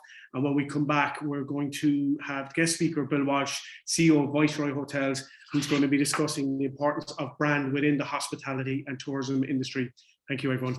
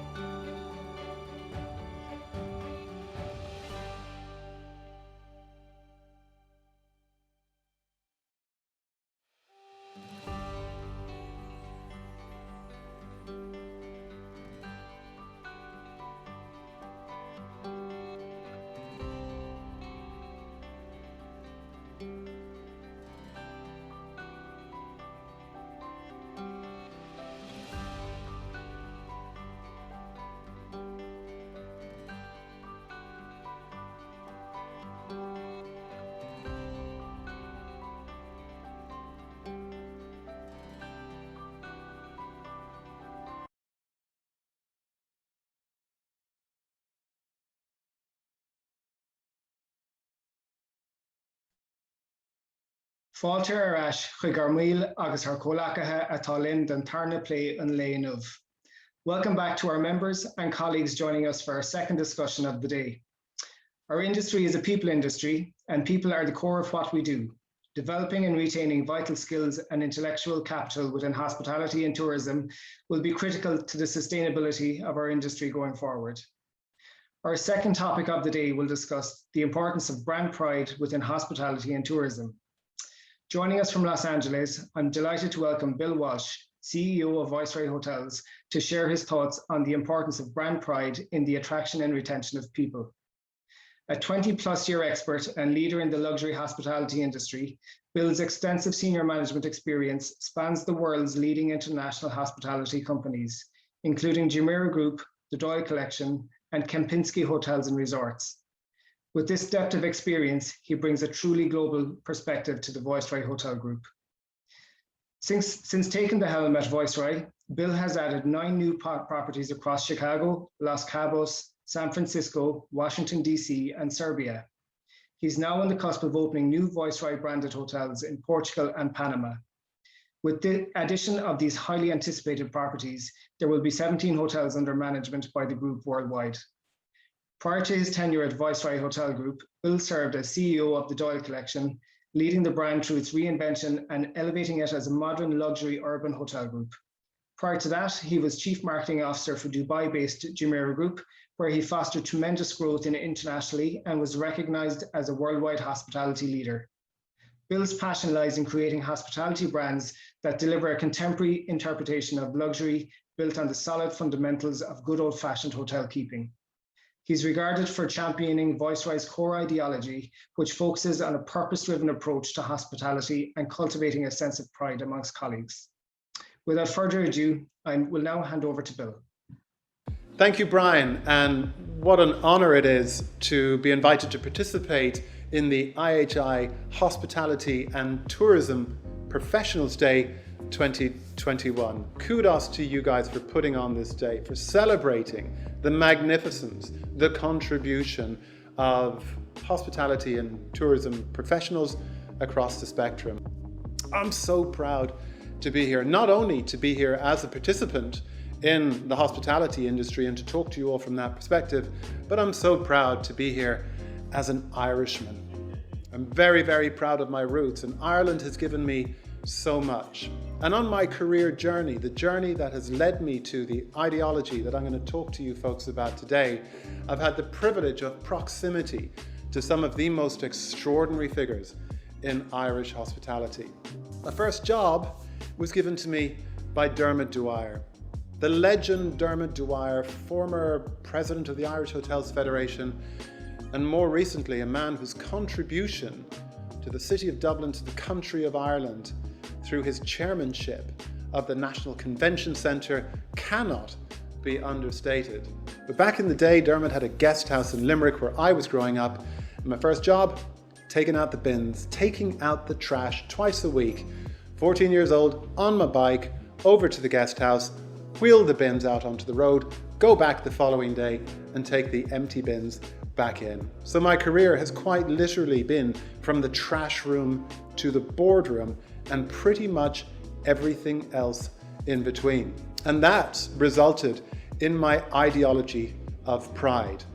My experiences from back then, my experiences with another extraordinary Irish hotelier, Gerald Lawless, for whom I had the privilege of working when he was executive chairman of Jumeirah in Dubai. And I spent 8 years learning from one of the greatest the industry has ever seen. And then coming home in 2007 to work in a business created by arguably not only one of the greatest hoteliers that has or will ever live in Ireland, but one of the greatest hoteliers that has ever operated anywhere, the late, great P.V. Doyle. And it was such a privilege, it was such a high point that will likely never be eclipsed in my career to work with Chairman Bernie Gallagher and other members of the family as we evolved the Jury's Doyle Hotel Group into what is today proudly the Doyle Collection. So what have I learned? What did I want to be when I was that kid taking out the trash? You know, I always wanted to be the boss, and I was wrong, because I thought being the boss was to be called the boss. What I always wanted to be was 3 words: a chief executive officer. You know what I know now? Every time I stand in a room of industry colleagues, every time I have a conversation with folks like you, like this, I'm the guy with the stupidest job title of anybody here today. Why? Because mine is about ego and about status. It is not about purpose, as it should be. Who are you? I'm the chief of the executives. Oh, big deal. It's all about ego and not about purpose. So I've rebranded myself, and I do not want you to think of me as Bill Walsh, the Chief Executive Officer of the Viceroy Hotel Group. That's what I am, but that's not what I do. What is my purpose? My purpose is to make people proud. So I am Bill Walsh, the Chief Pride Officer of the Viceroy Hotel Group, because my job is like your job. What do we do? Every one of us that work in travel, tourism, and hospitality, we're human beings who make other human beings happy. It really is that simple. One human being making another human being happy. And the ideology that I'm going to talk you through just now is based on that premise. It's how can we as individual participants in travel, tourism, and hospitality play a role that makes us proud, that makes others proud, and that creates proud brands that will attract and retain the best of the best. Since taking out the bins at the age of 14 to where I am today at the age of 54, in those 40 years, I have developed my ideology for hospitality, where I feel pride comes from, and the actions we need to undertake and the commitments that we need to make sure that we're acting in a proud manner and making others proud around us. And I'd like to take you through that ideology today. It is an ideology that is fueled by pride. In fact, I call it a prideology. And it is a roadmap for any hospitality business to focus on to make sure that we are doing what's important, that we are stating and concentrating on purpose and not just process, and that we're making people happy and proud. And the first component of this prideology is around hospitality. And it's this: be a host first and always. Now, what do I mean by that? Hosts are people who don't just engage in service transactions. They're people who demonstrate that they care about how somebody else feels and how our interaction with them in a hospitality surrounding affects them and makes them feel. One of my heroes is a guy called Danny Meyer. Danny created a restaurant business in New York called the Union Square Hospitality Group, and then went on to create Shake Shack, the burger chain that revolutionized the high street burger industry.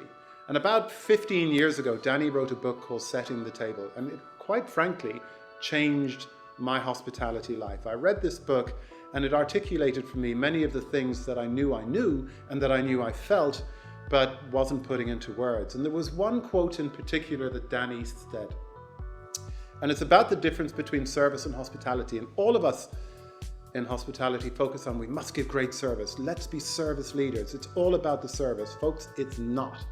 It is about hospitality, not service. Service is present when something happens to you.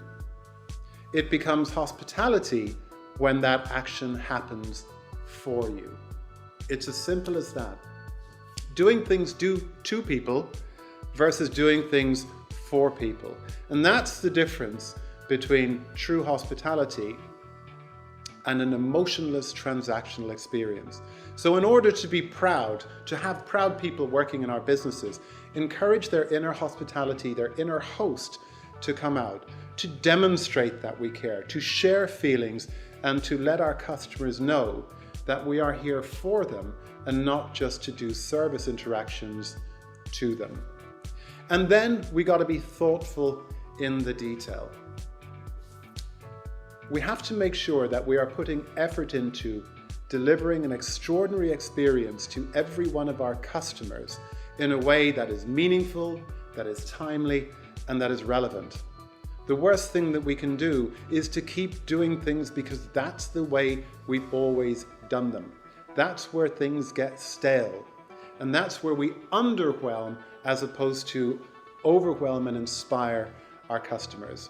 To be proud in hospitality, we have to make sure that we have been thoughtful in the detail of the experience, of the product, of the interaction that we're having with our guests, and let them know that we will continue to challenge ourselves to evolve, to update, to tweak what we do, and that complacency will never live in our businesses. And why do we need to do this? We need to do this because people expect the remarkable, and it's our job to make those people expect and receive the remarkable. People live great lives.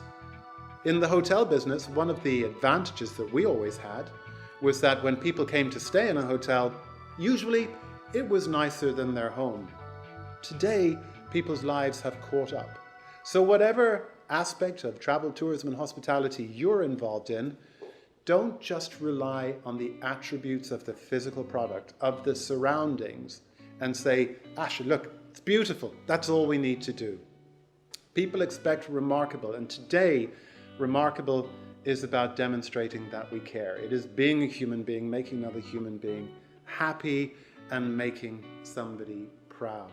We got to say yes. We have to say yes to our guests where others dare not. Now, you might look at me and say, well, Bill, that's great. Everybody says always say yes to the guest, and that's all there is to delivering an outstanding hospitality experience. But you're smart people, and you know that that is not always possible. Simply saying yes is going to get us into situations that we're going to find it difficult to get out of. I think it's disingenuous to have a commitment that is one that cannot be delivered, because we can't always say yes. Sometimes our customers will have requests of us or expectations which physically cannot be delivered. So how about we make a deal, all of us today? Instead of always saying yes, let's say this: we will never say no as a first response to a request from a guest or from one of our colleagues. Right there, we're making a commitment to go the extra mile. And that is where pride comes from. Knowing that you are going to challenge yourself to do the right thing, but at the same time, maintaining the integrity and the transparency of honesty. And that's where authenticity comes from. And all of our customers and all of our colleagues are seeking the authenticity that comes from integrity, transparency, and honesty. Travel, tourism, hospitality professionals, you guys out there, you want to work for brands that are not afraid to express their authenticity and who are going to appreciate and value your authenticity as an individual. So figure out ways to be authentic and be proud. And one of the ways that we do that is by recognizing individuality, the individuality that lives within us and the individuality of every guest, every customer that comes to our business. We are all individuals. Every experience is an individual experience. And particularly in luxury, it's all about individuality. That is what customers will pay a premium for. And that's what we, as hospitality hosts, professionals, look to live, to experience, and to deliver to others. It's not about being cookie cutter. Cookie cutters are in kitchens to cut cookies because they're supposed to look like each other, taste like each other, feel like each other.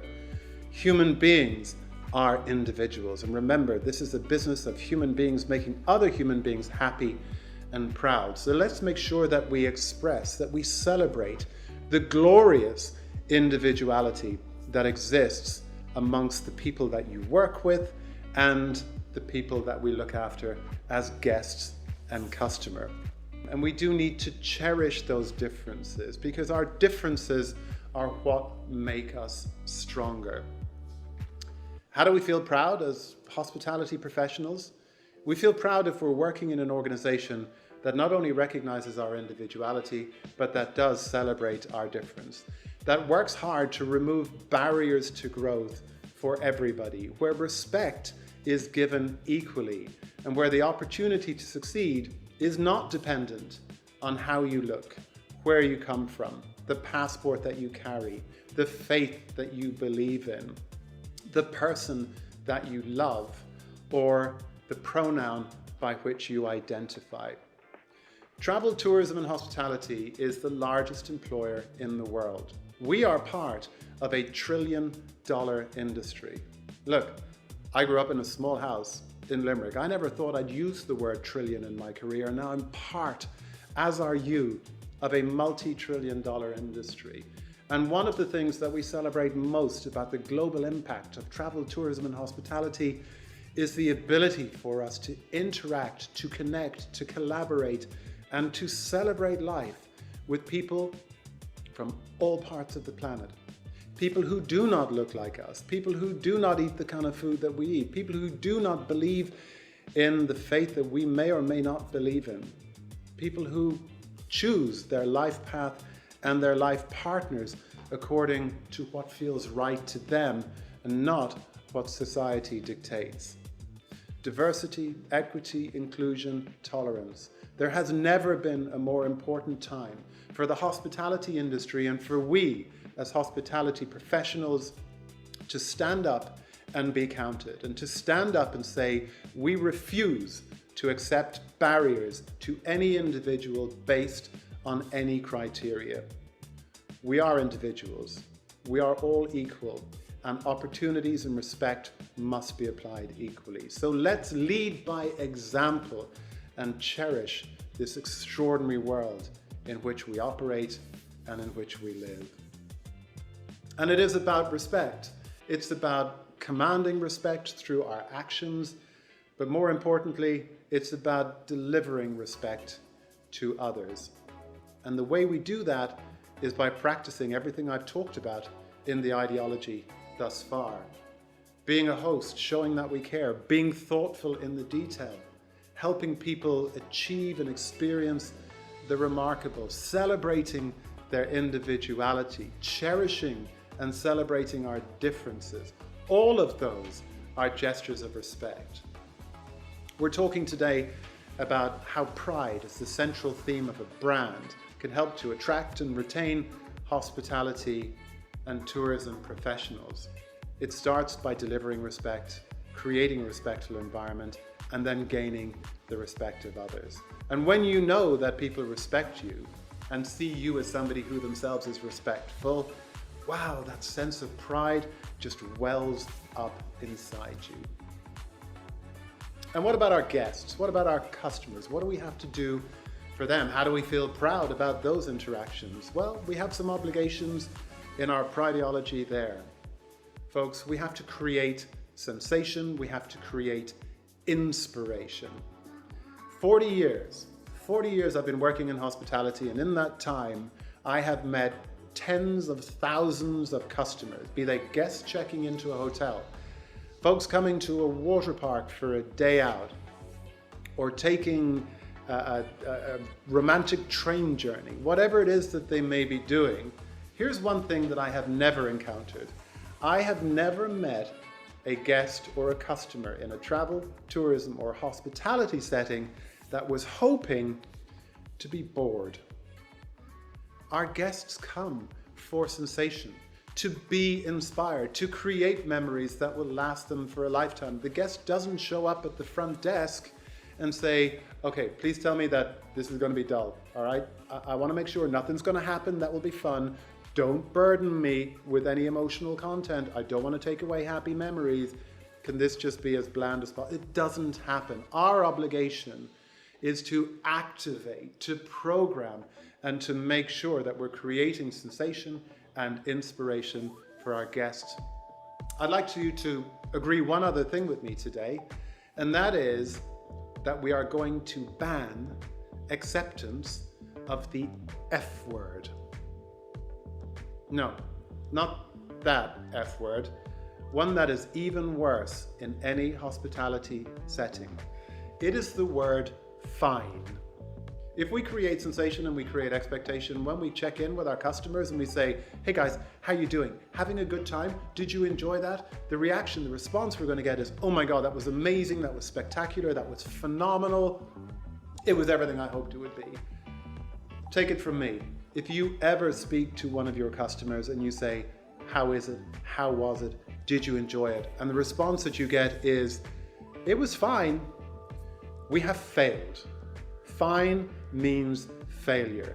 So please join with me today in this campaign to eradicate the acceptance of mediocrity in hospitality and tourism. And fine is the poster child of mediocrity. We will not accept less than people saying it was amazing and extraordinary.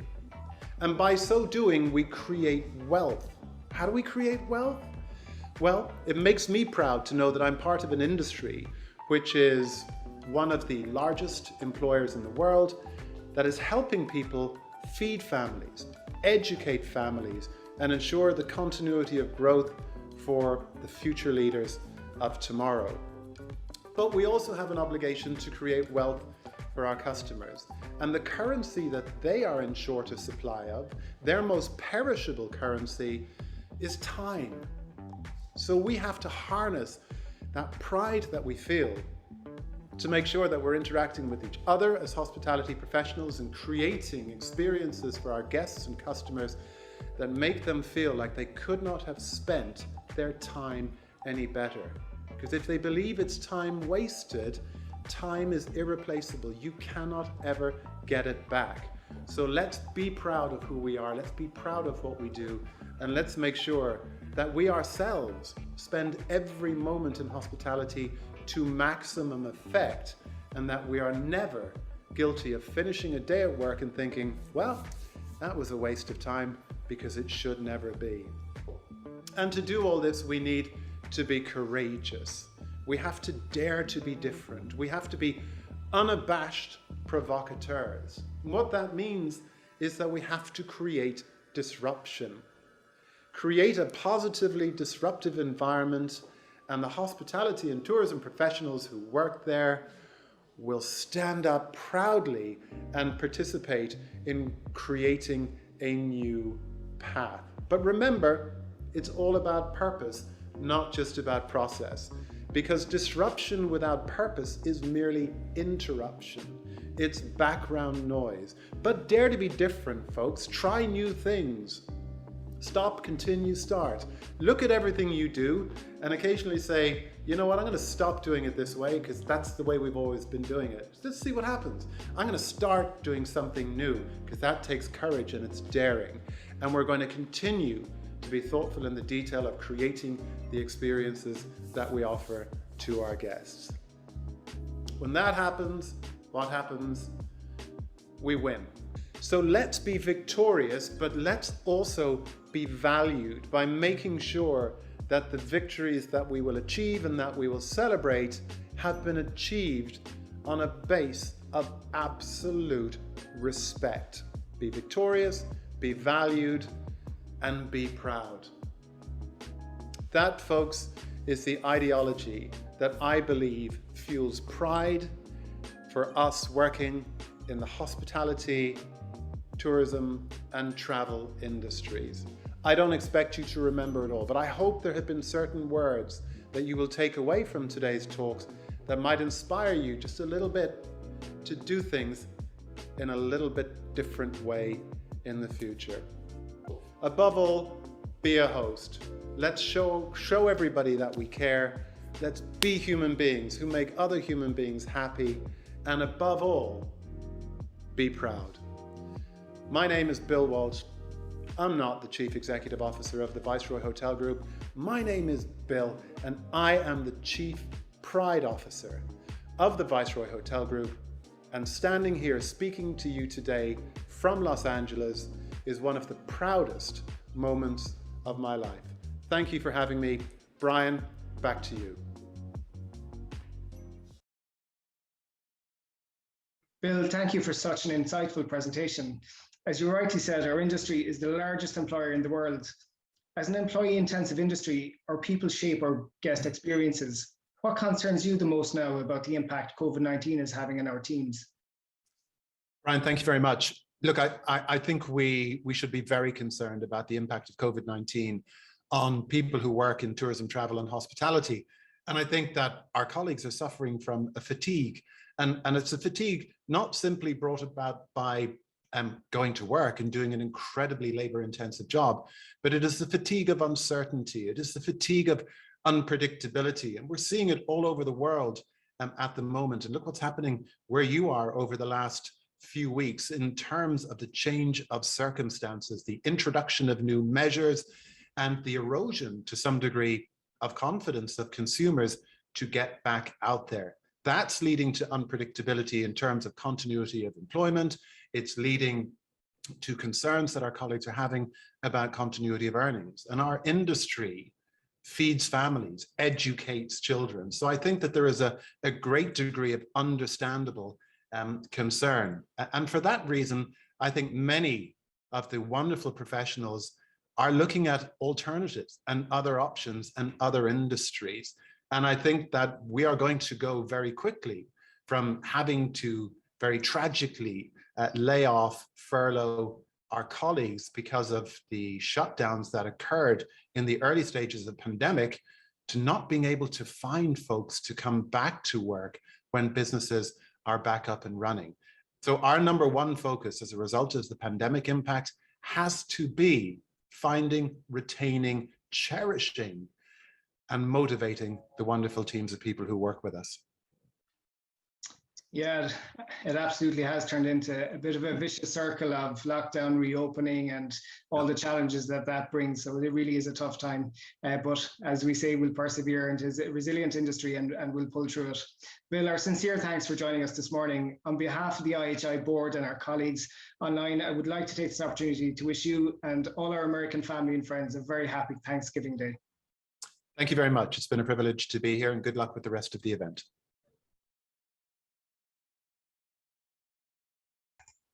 And I'm delighted now to be joined to continue the conversation on the importance of brand pride within the hospitality and tourism industry with leading industry experts.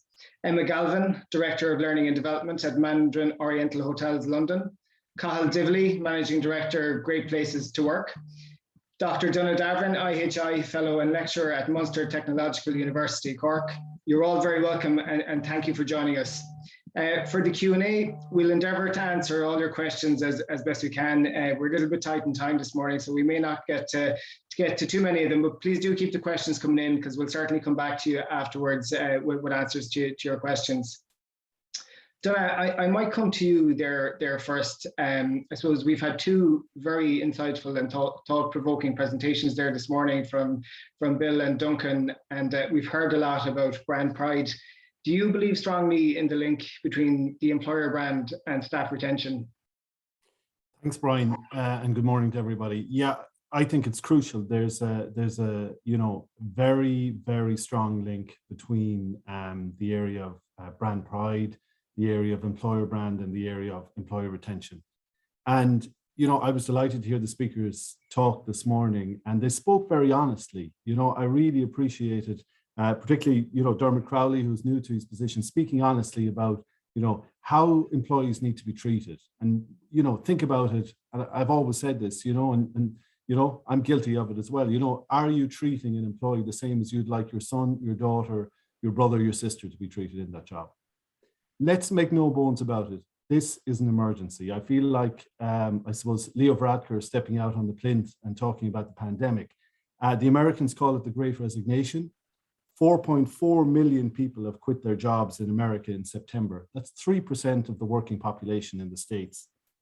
And in America as well, 1 in 12 in the hospitality industry quit their jobs in September. So it's a huge issue. In the UK, 2/5 of hospitality businesses haven't reopened or have only partially reopened because they can't get staff. And I welcome, what Fáilte Ireland are saying about the 5,000 extra jobs, the 5,000 employee surveys they've done, because we need to hear from employees and we need to hear what they think of the industry brand. It's not about individual businesses. It's about the brand of the industry. It's about the brand of the sector. We spend a lot of time worrying about brand Ireland, about the brand of our individual hotels, but we now need to think about the brand, the employer brand of our business. What employees think about us, how we can retain employees, and how we can attract new employees. And that's what's going to be crucial going forward, because, you know, Jenny rightly spoke about induction. She rightly spoke about TY employees and, you know, how we should treat those well in the organization. But to be honest, we were speaking about this 21 years ago when I was running the Killarney Park. And I didn't always get it right, and I'd be the first one to say it. But I think going forward, if we're going to attract and retain employees, we have to begin to get it right. And we have to work collectively on this. You know, it's nobody's fault individually. I heard a hotelier on the radio about a month ago, a well-known hotelier in the southwest of Ireland, saying, oh, you know, I have to close a number of days a week, and it's to do with education, lack of education for people in the hospitality industry. Well, let me tell you, I'm here today to tell you that no course for hospitality or tourism fills. People aren't out there to fill those courses. We need to attract people into those courses. And that's what we need to do. It's pride in the industry. It's the brand of the industry that we need to work on now. And it is an emergency. And Donagh, in your opinion, like, how are we going to attract those people? And I know in your own research that you established that flexibility was an important factor for employees and that could be capitalized on in our sector. You know, what did you learn from that? Or is that something that could help us attract people to the industry? Absolutely. EmployFlex in 2019, they did a survey of 718 just Irish employees, not hospitality employees. And they said that 90% would leave their current employment if they were offered more flexibility somewhere else. And I know it's really difficult in our industry. Breakfast has to be served at breakfast time. Dinner has to be served at dinner time. There's no way getting around that. But just looking at some of the Q&A coming in there, one person mentioned, you know, that there's absolutely no flexibility by their employer in terms of office work. You know, lots of people are offering that now. There's a change in that. There are, you know, there's a changeover in that whole area. And if it can be explored, I would encourage people to explore it. You know, your revenue director or your revenue manager, do they need to really be in the office 5 days a week? There's lots of good revenue managers out there, if you look around at the moment, and revenue consultants that are out there that are working from home a couple of days a week and are in the office to take meetings and different things like that because of the pandemic. So can we carry on with some of that afterwards? And there are really good stories out there that need to be promoted on the area of flexibility, Brian. You know, people tell us all the time, a particular hotel in Cork that I've come across that, you know, has a couple working there. This couple never pay for childcare because they work opposite shifts, but then they get their days off together. And that's what they want. That's the flexibility they want. And Aaron spoke earlier on about the whole area of rostering, and, you know, that we get it wrong a lot. You know, the industry is tarnished by that. It's tarnished by people thinking there's a lack of flexibility. It's tarnished by people thinking there's a lack of promotional opportunities. There's a lack of developmental opportunities. There are a lot of them out there. There are a lot of specializations, but we need to promote them. We need to have brand ambassadors out there. And I welcome Fáilte Ireland's recent initiative in doing that and promoting that in the national media, because I think that's really important. We need to tell the good stories. Somebody again on the Q&A said, you know, it's great, all these great employers that are on, but there are no bad employers on today. And you see, that's what we need to emphasize. We need to emphasize the really good employees, the really good brand ambassadors, and the really good training development opportunities that are out there. Absolutely, you know, and just anecdotally, a story for myself. I was invited to go on a local radio station a couple of months back, I suppose really in order to defend the industry against kind of negativity that's out there. And I did kind of mention about how rewarding an industry it is and how many vacancies we had in our hotel. And we actually picked up two new employees out of it. But, you know, those guys who came in and joined the team, they're actually told, they made it very clear to me, they're going to hold me accountable because I said it very publicly about what we do, what a great employer we are, and they're now going to hold me accountable for that. And that's important that I deliver on my message as well. And that's the same for everybody in the industry. Emma, I might come to you now. Just obviously these have been very difficult and strange times we've been living in over the last year and a half, 2 years, going on 2 years now. The importance of communication and connection has never been greater. Like, it's critically important for our teams now, and has been throughout the lockdown. Like, many organizations, ourselves here included, implemented communication apps. Do you feel this form of communication should be part of an organization retention strategy, or does it work as a retention strategy, and is it a positive employer branding piece? Thank you, Brian, and good morning, everyone. Yes, I actually think that communication piece is critical. You often see in organizations, especially organizations like hotels and restaurants that are operationally focused, that a lot of those line colleagues don't have access to the communication that we at a leadership level have. And I often say, you know, at a leadership level, we are the sponge. We absorb everything from owners and shareholders, and then we need to really translate that information. But a lot of these people don't even have email addresses. You know, our housekeepers don't have email addresses. Our back of house team members don't have them. So where else are we going to communicate? And especially in the nature of a business where shift patterns are different, you might not get that opportunity to get everybody together. We do have an internal, I suppose, a social media platform, and people use it religiously. You know, I turn to it and I use it probably more than I use my own Instagram or I use my own Facebook. And again, it just promotes that level of transparency, and people respond to feeling part of something bigger. And also that kind of why element is critical in getting our people to engage. Why are they here? Why do we want them to work for us, and why do they want to work for us? And getting them to feel part of the process and part of the growth of an organization is really key to engaging them. And you know, we can pull all of the statistics from our you know, social media platform, and we can see that, you know, out of 10,000 people who are part of this platform, 8,000 of them are actively engaging on this platform, which is huge. And you know, it's a place where we celebrate successes. We provide, you know, information from the CEO, the CFO, the COO, and we provide that level of accessibility to everybody in the organization. And I think that transparency and communication is key to keeping people engaged and keeping people to want to learn more. Yeah, I couldn't agree more, Emma. We went into the first lockdown without any communication apps like that. By the time the second lockdown came around, we had implemented one, and it was such a difference. And even now, you know, in better times when we're opened, even just to something simple as wishing somebody a happy birthday or welcoming a new team member, it's very impactful. Yeah. And it's a great tool and it gets great engagement. Cathal, I might just come to you and just to ask you, like, in your opinion, what are the key component parts you need to have to build a compelling employer brand? And as a sector, do you feel that we rate well or poorly against other industries? Yeah, thanks, Brian. I'm delighted to be with you all. I think just before I answer that, a lot of the conversation has been around reputation, and we need to improve our reputation. And like, your reputation starts from the inside out. So, you know, it's the conversation about building a strong culture.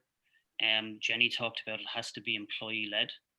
All right, so it's internally, and then we turn that externally. So we build a strong culture internally, and then we story tell that culture externally, and that's going to help us attract more talent.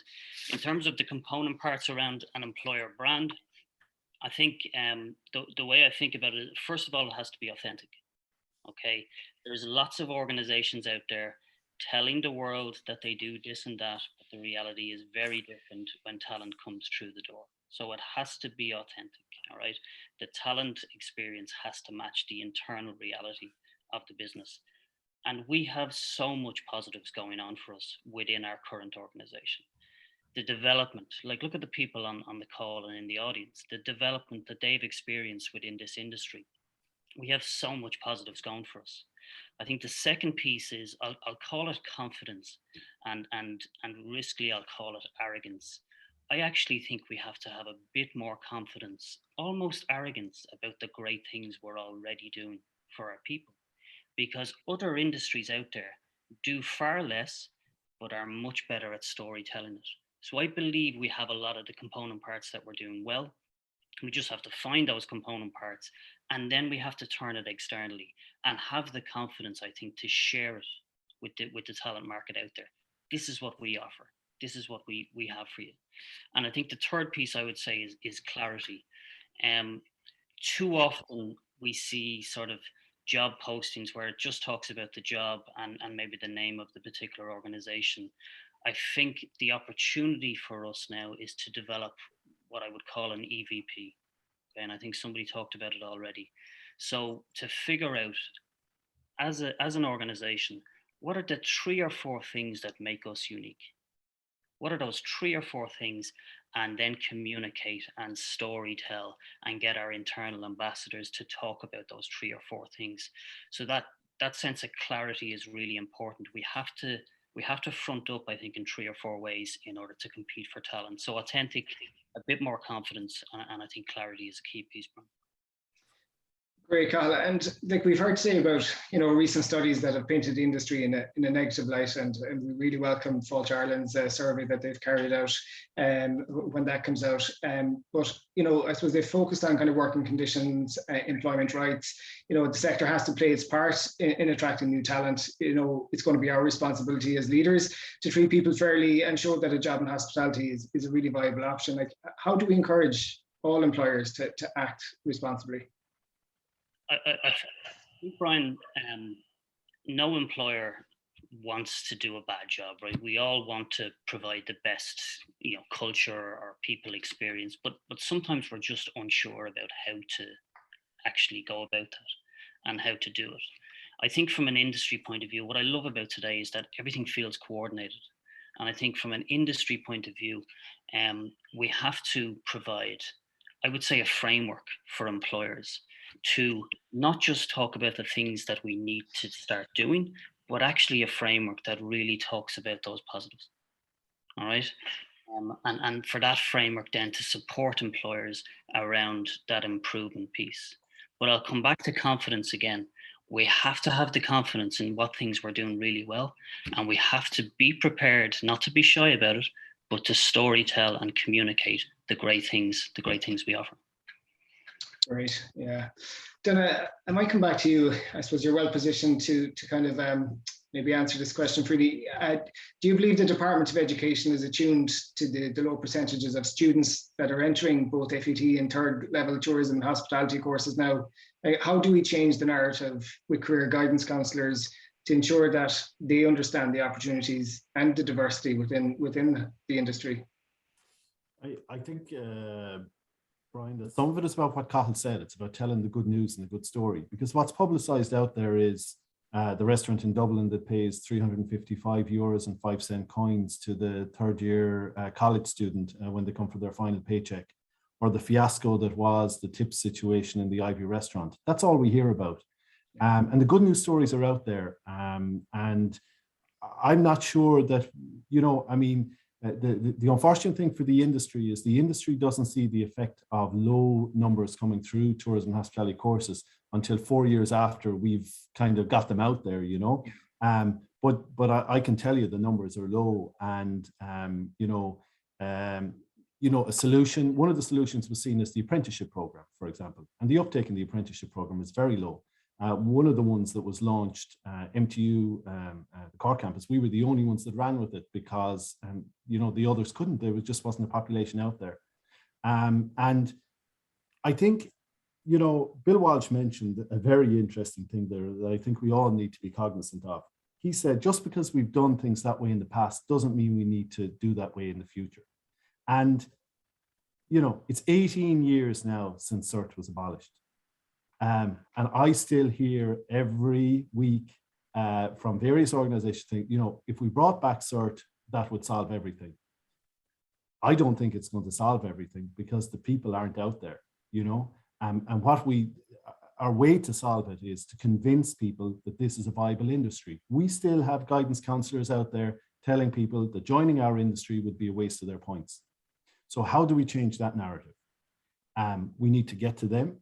We need to talk to them. We need to educate them. Look at all the specializations in our industry. Dermot Crowley is an interesting poster boy for that because he came from the accountancy profession. And there are lots of others out there. There are lots of other people that kind of fell into our industry for various reasons and were very successful and are very successful.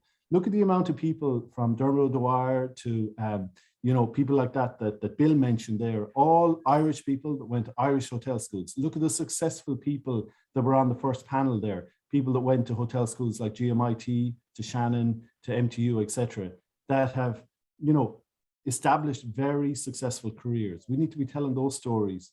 But, I don't think we're taking it seriously enough, the lack of interest in our industry from the student population now. How we resolve that, I'm not sure, Brian. We've gone into schools, we've done roadshows to educate students. At the end of the day, it's them and oftentimes their parents that are influencing them. And those sometimes, Brian, are the parents that are part of Generation X that were burned in our industry and now tell their sons and daughters, that's not for you. So it needs to be an overall promotion and education campaign about the values in this industry. And I suppose that the past is the past and the industry has moved forward. Absolutely, I agree. I might come back to you there. I suppose there's always a race for the best candidates, but certainly it's going to get more competitive now with other industries. In Mandarin Oriental, how are you approaching and how are you investing in your employer brand? Yeah, it's definitely difficult at the moment. I suppose we are fortunate enough that we do have a strong employer brand. Now, that doesn't mean that we're not struggling. Of course we are. I think that it's easy to go out and say we're going to sell our brand, but essentially a sale is a very short-lived thing. And what you really want to do is show people what you do and show them that, okay, well, we can invest in you. And I think if you invest in people, they will invest in your brand. And I think this should really be done through meticulous succession planning. If you look at when people leave companies, they usually leave after that 2-year mark. So what is it that we're not doing after 2 years? Do they have a plan? Can they see where they're going to go?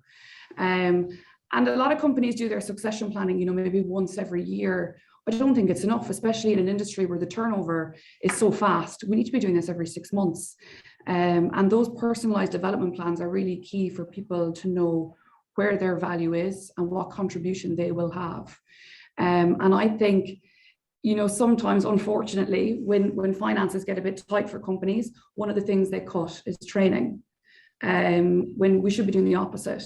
When times are tough, we should be investing more in that to keep people. And then, your employees will be your best brand ambassador. And then you will attract the right people who will stay with you and who will be loyal to you, and you can be loyal to them as well. Very good. We're actually running way over in time, but I do want to ask one question of each of you. I'm going to ask you the same question for all three, and maybe Emma, as we're with you, maybe we might get you to go first. Like, what learnings can we take from this crisis, and how do we future-proof the industry to ensure that it is recognised there as a career of choice? I'll go back to what I said about that sales piece. I think we need to flip the narrative from trying to sell ourselves to educating people.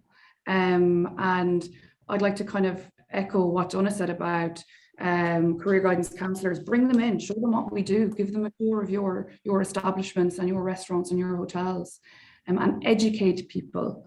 And then it will hopefully come quite naturally. Cathal, maybe to you, learnings from the crisis and how we future-proof the industry.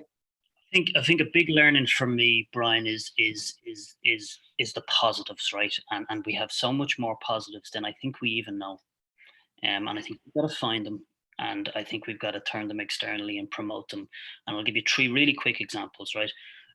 In order to be a first choice brand, all right, a first choice brand in the mind of talent, they have to have made an emotional connection with your brand in the past. We have what many industries don't have, which is we bring people in on work experience. I think we have to think about that work experience different, because that's a wonderful opportunity to make an emotional connection with talent. The second piece is, right, we have talent that come through our door every day as guests, either talent themselves or family and friends of potential talent. I think that's a tool and a weapon that we have that other industries don't have as well. So kind of how do we use that? And I'd say the third thing is the reality with all of this is we're going to lose talent. I would love us to start really developing strong alumni of the talent we've lost, because the reality is if we stay connected to that talent, they'll come back to us. Okay. And Donagh, we might give the last word to you on this. Thanks. I agree with what Emma said and Duncan mentioned earlier. Storytelling and the positive stories is really important. But one thing I would say to finish up on is don't harp on to the past. It's about change. So people were shocked in the industry last Monday when Damien Gray of Leo Restaurant, the Michelin star restaurant in Blackrock, tweeted out that he was going to close in 2022, 1 weekend a month to give staff some work-life balance. So think about work-life balance and getting back to what was said earlier, what Dermot Crowley said earlier. Treat staff, treat the people in your business who are the important part of your business like you would want your children or your brother and sister or your family member treated. Absolutely. Look, my sincere thanks to all of you on the panel this morning, Donagh, Emma and Cathal, for your participation and for sharing your insights and opinions with us. And thank you also to Bill Walshe for his insightful presentation that started the conversation. I'm now honoured to share with you a special message from Minister for Tourism, Culture, Arts, Gaeltacht, Sport and Media, Catherine Martin, TD.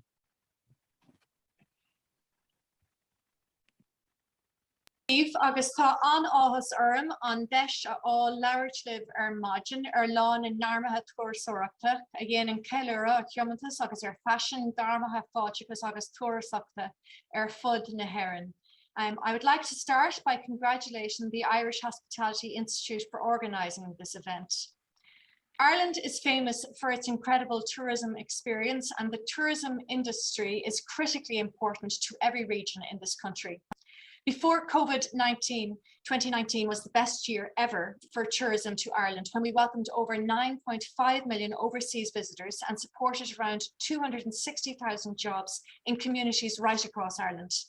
The significant additional funding that I've secured for tourism services in Budget 2022 will help address immediate survival-related concerns of businesses, while also enabling further recovery. We have a unique opportunity to reimagine and reconfigure our tourism sector in the wake of COVID-19. And I believe that this opportunity will allow us to address sustainable tourism development in a more meaningful way. Nonetheless, getting inbound overseas tourism back to where it was is also a key challenge for everyone involved in tourism. The €35 million increase in tourism marketing fund in 2022 is very welcome in this regard.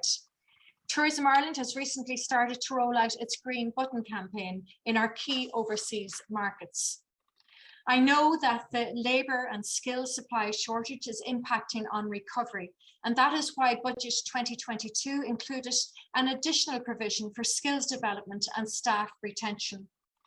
FIHI Ireland also created a recruitment for reopening toolkit, sharing details of the third level education providers in the local area of all tourism and hospitality businesses and the key contacts. Tourism faces many challenges as we move from survival to recovery, but the government remains committed to supporting that recovery. And for my part, as Minister with responsibility for tourism, I will continue to seek that the necessary supports are in place to support and give impetus to that recovery. I hope all of you have a very informative and productive experience at today's networking event as we look to future and better times ahead. I would like to thank you for the great work you do to support sustainable employment in the tourism and hospitality sector, and wish you all every success for the future. Gurv Mila Mahagov. Thank you to Minister Martin for that address. So, as we bring our morning to a close, it is clear that the challenges we face are global, and the need to promote our industry and create awareness of the diversity of roles has never been greater. It's important to remember that pre-COVID, our industry in Ireland was worth €9 billion with an exchequer contribution of €2 billion and employment levels of 270,000. It was the fastest growing sector and the largest Indigenous employer on our island. Hospitality and tourism globally was also the largest employer in the world. We have seen over the past 20 months the value other industries have placed on recruiting tourism and hospitality employees, and we've heard about that again this morning. In some instances, employees have been targeted directly due to their transferable skills. Therefore, there's a huge responsibility on us as custodians of the industry in Ireland to nurture, educate, develop, and retain the next generation of hospitality and tourism professionals. This can only be achieved by an enormous collective and collaborated, coordinated approach with all stakeholders being effective together, from government, industry bodies, education, to our own individual businesses. We have heard from industry leaders today, and it's clear we now need individually to reflect and review on our employer brand and ensure that it is worthy of an applicant's interest. It is important for us in our own individual businesses to ensure that we have a positive reputation as an employer and collectively as an industry. Recent research highlights shortcomings within the sector, and while it is only representative of a small demographic of hospitality workers, it is important to note. And we welcome the release of further research in the coming weeks. And as an industry, this will allow us to consider the areas for improvement. Very recently, I was honoured to have the opportunity to welcome Uachtaráin Michael D. Higgins to the Montenotte Hotel here in Cork, where I took the opportunity to thank him for his motivational message to the IHI members and our industry colleagues for IHI HTP Day in 2020. Again, President Higgins acknowledged the difficult time for so many working within the tourism and hospitality sector and wished us well. One quote from his address last year has remained with me. The relationship of the visitor and the visited from the most ancient times to today can be understood as quite a moral one, drawing as it does on the trust, friendship, and the care of the stranger within an ethic of hospitality. A country's reputation is built on how this is delivered, how authentic its ethic of hospitality is. Traditionally, the last Thursday evening in November, we celebrate the IHI Founders Evening and Hospitality Management Awards. On this special evening, we come together to recognise the professionalism and excellence of our nominees and elevate members to the IHI College of Fellows in recognition of their significant contribution, not only to the IHI, but to our industry. This year marks 25 years since we first launched the awards in 1996 with the Young Manager of the Year. Unfortunately, due to the late reopening of industry in June and the pressure on our industry professionals, we postponed the awards for a second year running. We are all very aware that recognition leads to retention, and I look forward very much to the return of the awards in 2022. We hope it will be a physical celebration, but as with all things in this COVID environment, there will need to be a plan A and a plan B. Finally, I would like to take this opportunity to thank the following people who have made today possible. To FIHI Ireland for their commitment to this event as our main sponsor. To our patrons Broadline Group for their support of It's Our Passion, It's Our Pride, It's Our Profession. To our guest speakers, Jenny DeSaul, Duncan O'Rourke and Bill Walshe. Our panel chair, Aaron Mansworth. Our panellists, Dermot Crowley, Catherine Toolan, Cathal Divilly, Emma Galvin and Dr. Donagh Davern. The IHI board, and in particular, the members of the events committee led by Russell Hadley. To the IHI team, Tina Marie, National Executive Officer, and Cynthia O'Neill, Membership and Events Executive.